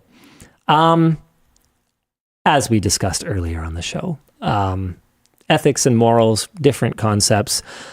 I think it is highly immoral. I think it is disgusting. If you understand what you are doing and you still go forward with it, I don't think we can ever be friends. Declawing a cat is not like just pulling the fingernail off of a human finger, which would already be bad enough. Declawing a cat is essentially cutting off their finger at this knuckle. Never do that. I mean, I didn't know that. I'm not a cat person. Declawing is amputation. Yeah, that's brutal. Yeah. What drives me nuts is when people clip bird wings. Super common. Oh, interesting. Because they don't want them flying around their house, but they want to let them out of the cage. And it's easier to get them to like sit on you if you clip their wings so they can't fly away. So my aunt used to always clip them a little so they could fly for a while, but then like they couldn't like take off. Yeah. What would you say to that? I'm curious. I don't know enough about that. It doesn't hurt them, just to be clear. It's just it's guys, more... I'm not saying it's the same. I'm not saying it's the same. He's not saying it's the same. You're taking an animal that is, you're not amputating the wing of the bird or something like that, but you're taking an animal that is supposed to fly and has instincts to fly, and you're not allowing it. So it'll try, and it'll flop over, and it won't understand why it can't fly. And that's like, if you understand what's going on when it is confused about why it can't fly, like that's depressing. I don't know. It's not the same thing as cutting a hand off or something like that, but it's like, it's pretty rough. I'm not a fan of it. I do think there are potentially some benefits to wing clipping at the very beginning, so that they get used to like walking around on the floor and stuff and get comfortable with the ground space, so that if they do get like frightened and then fly around for too long and run out of gas before they get to a good landing spot and land on the ground, they're comfortable. That's the thing a lot of people don't know is birds can't fly for like that long. Yeah. They have like especially no energy reserves. Indoors, when there's no like drafts and stuff to keep them up, when it's just wing power, they're going to gas out for sure. Yeah. Alon asks, what about desexing? Also amputation, right? By desexing, do you mean like fixing and neutering? Spaying and neutering? I'm assuming. They're, right now, Miss and Panda are recovering from their spay and neuter operations. I am fully spay and neuter your pets, people. Cats, dude, are literally an invasive species that is a threat to many other species, particularly birds. And we don't need more of them. We have enough of them. Spay and neuter your pets, guys. How now, DLL Cow? Took my commuter bag on its maiden voyage today. When will you offer the titanium carabiners correction kit of the big backpack in the store so I can upgrade my commuter? Oh, we weren't planning to. That's, I don't know, it's kind of a cool idea because a lot of people didn't redeem them. So we like have a bunch of them. I think we're using some of them. It's called liability material. So like extras, I think we're using some of our liability carabiners for a cool like ultra lightweight jacket that stuffs up into one of the pockets. and then you zip it, and then it has like a carabiner, so you can like clip sweet. it onto your backpack or Nice. whatever. We're making one of those? Yeah, That's it's really nice. I had one for years, and then it should have survived this. It is not her fault. It like on the website it says it should survive this, but Yeah. Emma threw it in the washer and it just Whoopsie doodles. shredded itself. It's It was very old. It's super cool. So what it is the pattern that's printed on it is the like microscopic structure of some metal. I forget what it is, but it's like a metal that's relevant to like one of our longtime collaborators or something like that. Okay. I think it might be whatever metal framework uses in their chassis or something like that. Like it's I forget. Tatiana would know all the details. Sure. But it's got a cool pattern. But it's got a really cool pattern. It looks really cool. It's not going to be cheap because it's a like really lightweight, but still really high performance material and stuff. But it's cool. Did you see anything on the technical side when backstage or on set of the Jimmy Fallon show that you would like to adopt or integrate into the production of LTT videos? Good question. What impressed you the most? The thing that impressed me the most was just generally the smoothness. Like there's monitors everywhere. The entire studio area is plumbed with the audio from the show. So everyone knows like what's going on, which is like great for just situational awareness. Mostly, I'm not going to lie, I didn't recognize most of the equipment that they were using. They're operating on a completely different level. Yeah. And our sets are designed to be quickly, modularly, dynamically moved around. That is a permanent set. They do one thing. Yeah. And they do it real good. It's a lot easier to do one thing incredibly well. I'd say the smoothness of everything. I was just super impressed by the team. Hi, WAN.dll. My first LTT video was Luke's Great Geodude PC. After the Bulbasaur PC, what would you like to build next? I'm not building another one anytime soon. I'd love to see a Magikarp or Gyarados theme in the Thermaltake immersion case. Okay, now I'm tempted. Told you. Told you but this you- would get you. You can't do the immersion thing because you don't want the liquid with the birds. Yeah. Yeah, but you can have it at work. No. With The IT department doesn't need to deal with that. with my roommate out, it could be more viable depending on where we end up situating things, but I would All right. still probably want them to be somewhat, I don't know. Yeah. Yeah. I'm thinking of upgrading my computer from a Ryzen 7 2700X, but keeping my RTX 3080 since I only do 1440p. Or should I go all the marbles and get the new 50 series? 3080 is still a really decent card. Pretty Here's the solid thing. card. Here's an answer that people don't give enough. Try it. How am I supposed to answer that question for you? Upgrade your CPU and your motherboard and RAM, Oh, yeah. and then see if you're happy with it. Because you're going to get a nice little performance uplift. And then if you're not happy with it, well, hey, this gives you a little bit of time. It's not like it's not usable. You can use your system with the 3080, play some games. And then when you're in a comfortable financial position to upgrade it, go for it. The good news is that with the way things are looking, based on the pricing that NVIDIA announced for the 50 series, 40 series and 30 series might continue to hold their value pretty okay. So yeah, go for it. Yeah. Honestly, 3080s are still beast. They're still decent. Yeah. The only reason that I'm upgrading mine is like because I can, and like I really want a new one. Which and, is and that's fine it's and not fair rational. enough. Yeah. It's not rational though. Also, I have a 480 hertz monitor on my desk right now, or 500, whatever the last like Asus. The only thing monitor that video really did. has me interested in the 50 series stuff is the AI capabilities for non-gaming things.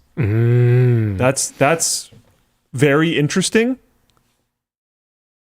But as far as games go, like, I don't know, especially if you're turning on the technologies that they want you to, then it's like, I don't know, frames are fine. A 4080 is pretty friggin' fast Yeah, still if you like- turn on like frame gen. Yeah, and even if you don't, if you have a 4080, like you're crushing everything anyways. I don't know. Yeah, and you're 4080, right? Yeah. Yeah. Okay. Luke, I'll give you compute time on mine. Are you buying one? I would like to. This guy I think this year is the time I get a Founders. Obviously, in Dude, completely irrational purchase. I just kind of want one. It's a meme, especially with Nick, but it's a meme with the labs team that was down at CES, how much I think the dual flow-through fans are so freaking cool. And it's a But 2-slot. they're I want it so because it's a cool. 2-slot. It's super cool. It's a Founders. I want one for the AI stuff. I've already got very many expensive the cooling design GPUs. on the Founders is amazing. Save Luke money. Riddle me this, Dan. He can have compute. What are you going to install in your other PCIe slots now that you've freed them up? Well, Yeah, I is the have dual slot really that I important? have 7 on the other one. Well, I can barely fit my NVMe PCI my card or my USB card. But it does fit. Yeah, it's like touching the fans. Mm-hmm. I want a smaller computer. Like, I've I've already said it's not a reasonable purchase. None of the third parties are going to do 2 slots, so yeah. All right. Okay. Nah, I don't have to defend myself because it's a stupid purchase. That's fair. I mean, if you take a lot of the wind out of the sails of your detractors, if you're just like, I am making a bad decision. Yeah. I am doing so knowingly and willfully. I'm doing this for joy, not because it's smart. I think you know that thing I was talking to you about like a long time ago when I started laying out predictions for AI stuff, and I was like, companies are going to have effectively like mainframes again On-prem. Yeah, that's like happening big time so right fast. now. And part of it is like I don't want to fall behind. So like what my job is, I'm not going to try to expense one in my personal computer. Don't worry about it. Yeah, you aren't. But part of me is like, I need to start working with like local AI systems more. I've been very aware of them. Well, maybe what we should haven't been doing that much is we tinkering. should build like a local AI compute machine We've that been kinda everyone can talking kind of about it. share time on, and we'll just like put it in the lab server room, and like would that be kind of a Maybe. helpful solution potentially? Yeah. We've been talking about it, especially with like That'd be a cool video. whatever it's called, digits. Yeah, That was an idea too. Like, do we get a digits? I think we should get at least one. Yeah.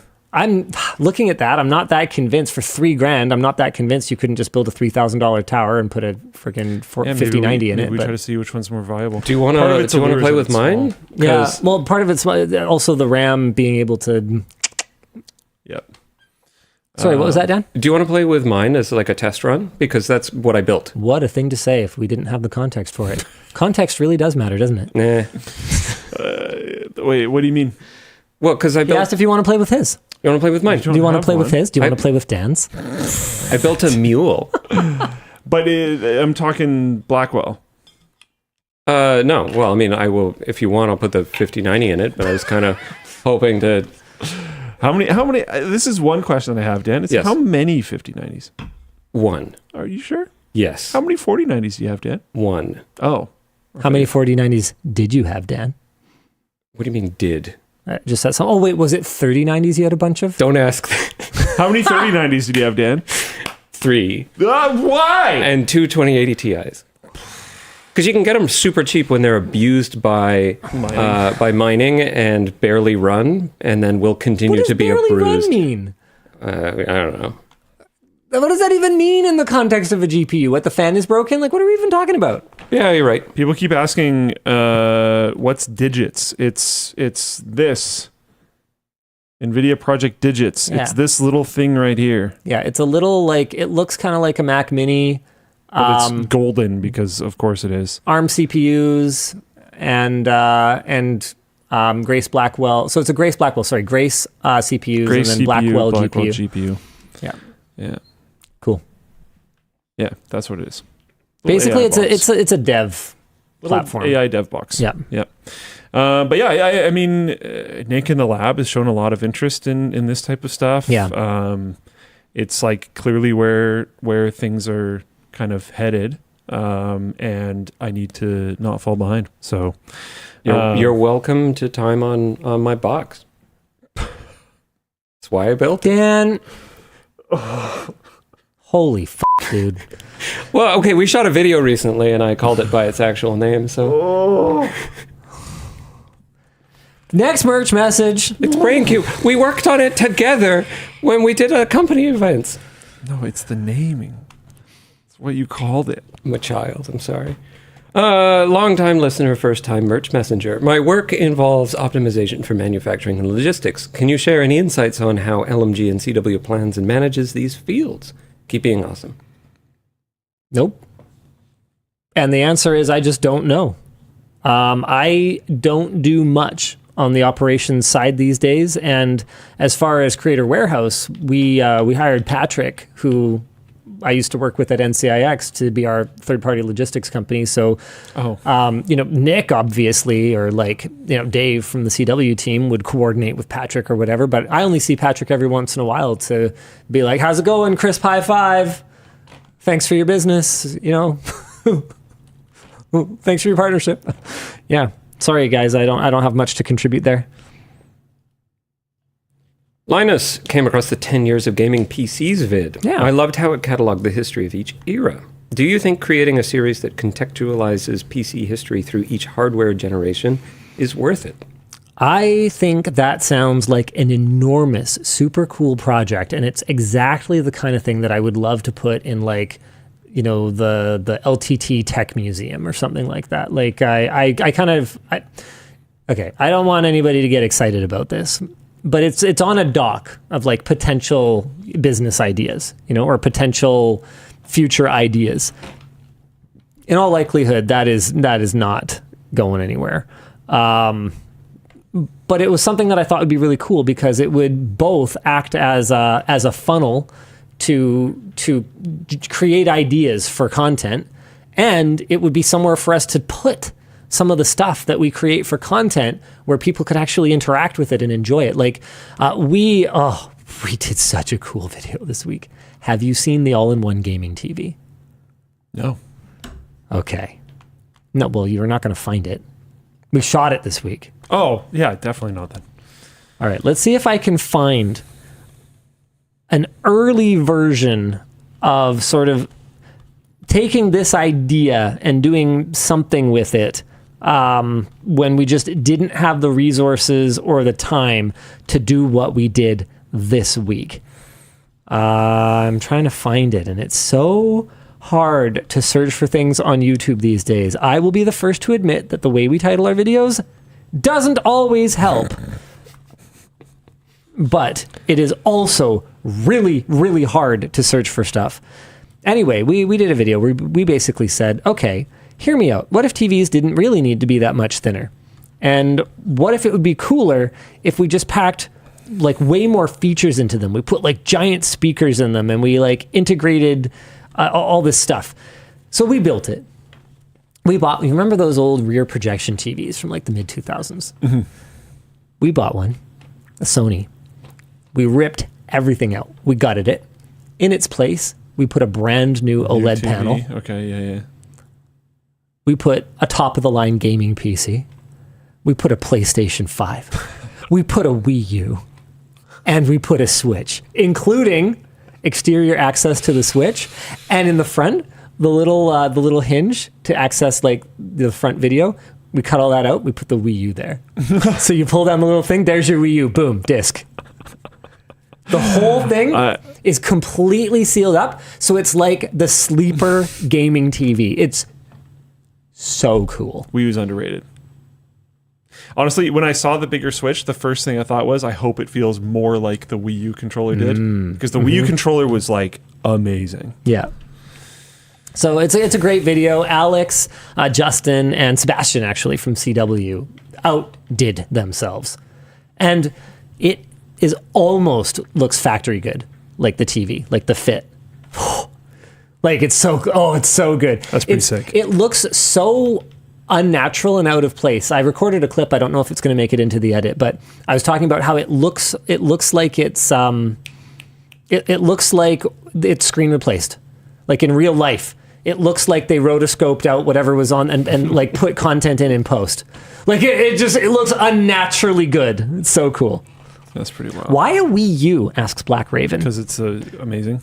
Yeah, because it's the ultimate emulation box. It natively plays, what is it, two generations plus even more with the if you've bought stuff in the retro store, which I forget what it's called, the Wii U shop or whatever. Plus you can put homebrew firmware on it and run a whole bunch of other systems as well. It has native support for the GameCube controller. It has it's sick. It's actually a sick console. Also, it does have a PS5 in it as well. So Switch, Wii U, PS5, and PC. We didn't have an Xbox because we have a PC. So What do you need an Xbox for if you have a sick gaming PC? Yep. Linus, how do you feel about the S2 going back to the LCD screen? What? Sorry, So I think that's the Switch 2. Maybe? is that true? We didn't talk about that. I don't think is that final? Is that finalized? Is that No idea. confirmed? Oh, it might be the idea. Galaxy S2? No. What is this? Must be Switch 2. Is this a thing? I don't know. See, people are saying definitely not confirmed. I'll be disappointed. The OLED Switch looks so good. So good. I hope not. All right. Thank you for restocking the pet cave. Do your pets have nicknames? My cat's nickname is Overtaken, and she only gets called by her actual name when she's getting scolded. Shout out to Melody, a.k.a. the Poot. Yeah. Oh, definitely. They have so many nicknames. So why don't I start with Dash, Dashy, Doo-Doo. I think every pet has the nickname of its name, but with E on the end. My chunky girl.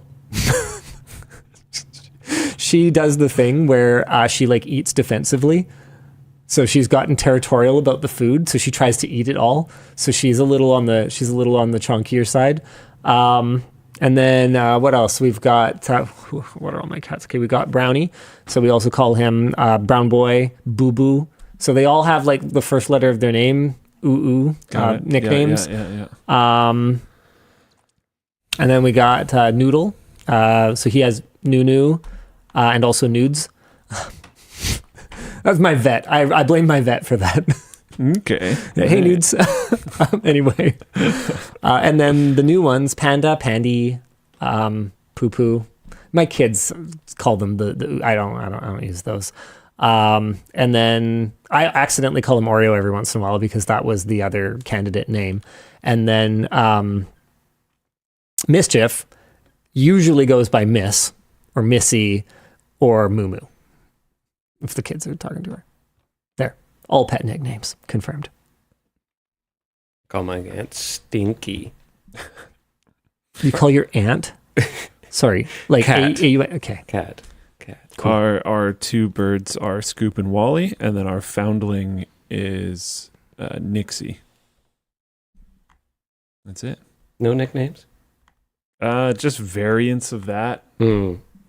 Nixie's a little hard to do variants of. It already sounds like a variant.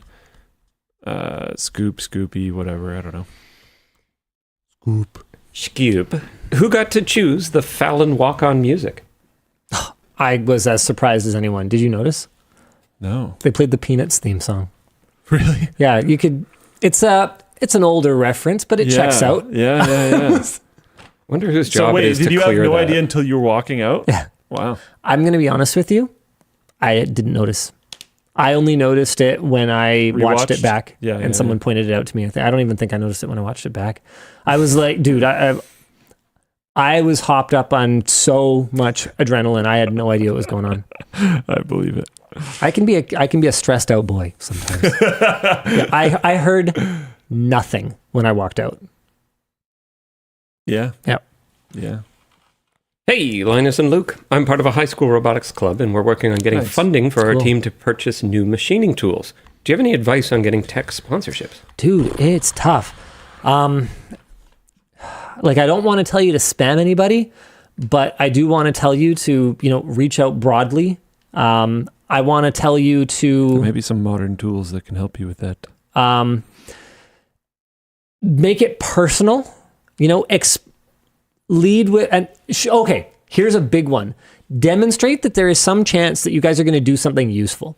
So show receipts for other really cool stuff that you or your teammates have done. I would say that is a really big one that stands out to us. Cohen Lemon, really good advice. Start local. Actually walk, knock on doors. That can be a really good idea as well. Mm-hmm. Any thoughts on the max More band? for money than Sorry. tech sponsorships, because Texas Instruments might not be in your town. Okay. Any thoughts on the max bandwidth that will ever be needed per person? You have discussed this before, but it has only been a couple of years, and I'm wondering if there's anything lately that would drive it up. It's less that I think there's a max bandwidth that we need per person per se. I know we have talked about how there is kind of a max conceivable bandwidth per person, assuming that beyond 8K never really happens because it's irrelevant to humans outside of like VR applications where you're like stretching it way over the entire field of view. Like streaming with low latency encoding at extremely high bit rates in the future, like, I don't know, conceivably like more bandwidth. But I think you're talking about internet bandwidth. For me, it's less that I think there's a limit to how much bandwidth we could use. Like, I wouldn't mind downloading Black Myth Wukong in 5 seconds. Sure, yeah, I'll bring it on. But there are cost and point of diminishing returns points that are practical obstacles to that ever really happening. Like companies that provide the bandwidth that they provide at the speed that they provide it essentially for free. Like Steam doesn't get paid more for that game you bought if they give you faster download speeds. It's basically... They did get paid 30% for that game, though. Yes, but it's basically... So they'd be making fat stats. It's at their discretion, though, how much download bandwidth they determine they wish to give you. And so I haven't seen, other than game downloads, I haven't seen any, and other big downloads, I haven't really seen a practical use for much beyond, 2.5 gig. But I know Jake is like amped that one of our local carriers is moving to, I think, either 5 or 10 gig to the home. He just said in chat, I'm getting TELUS 5 gig next week. Yeah, there you go. I'm so jealous. Yeah, there you go. But I don't know what he's going to do with it. Okay, I know what he's going to do with it, but I'm not going to talk about what he's going to do with it. All right, what's next? We know. Hey, LLD, Linus, I want to upgrade my first serious badminton gear. What do you have? Any recommendations or tips with buying shoes, rackets, or shuttlecocks, etc.? As with any time you buy shoes that fit you.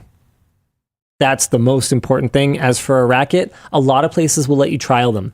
Whether it's friends or other members in the badminton community, people are super friendly. If you see something you like, say, hey, can I play 5 points with it? People are often very, very friendly if you are also friendly. As for shuttles, man, are they ever getting affordable. Dude, I should have invested in badminton shuttles. Because they're getting more affordable? No, because they're getting more expensive. Oh. Dude, if I just said affordable. No, unaffordable. Sorry. Unaffordable. I meant to say unaffordable. Dude, they're wild.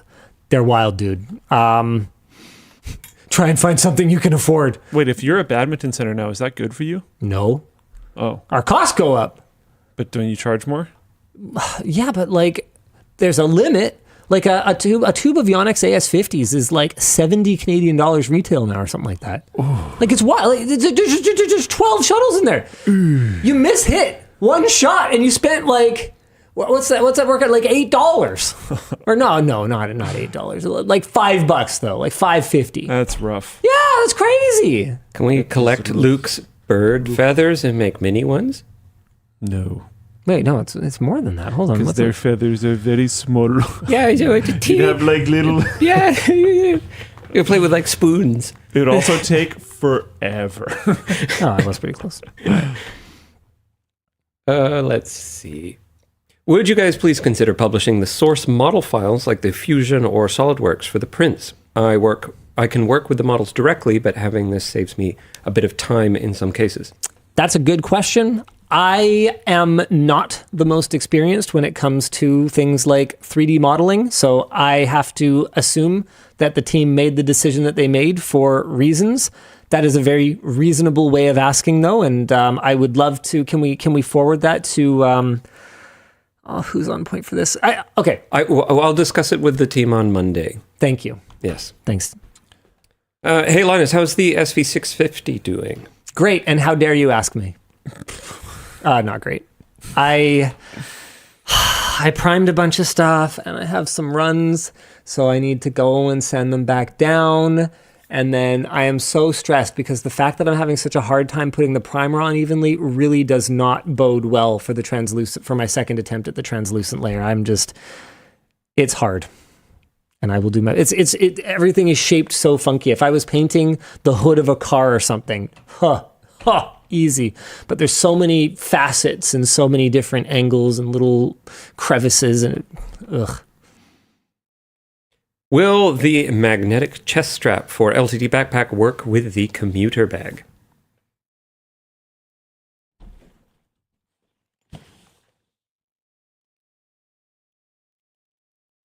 It's an add-on, isn't it? Yeah. Yeah. Oh, he has both bags here. Do you have one of the magnetic straps? No. You're checking if the attachment points are the same. Yes. They appear to be the same, but I would double check with support. Yeah. There does not appear to be any reason why you wouldn't be able to put the magnetic chest strap on the commuter bag. That's all I got? Well, then that's all I got. Thank you guys very much. Coming back to how we started the show today, for your support, for being a positive part of this community, and we appreciate you all. We'll see you again next week. Same bad time, same bad channel. Bye!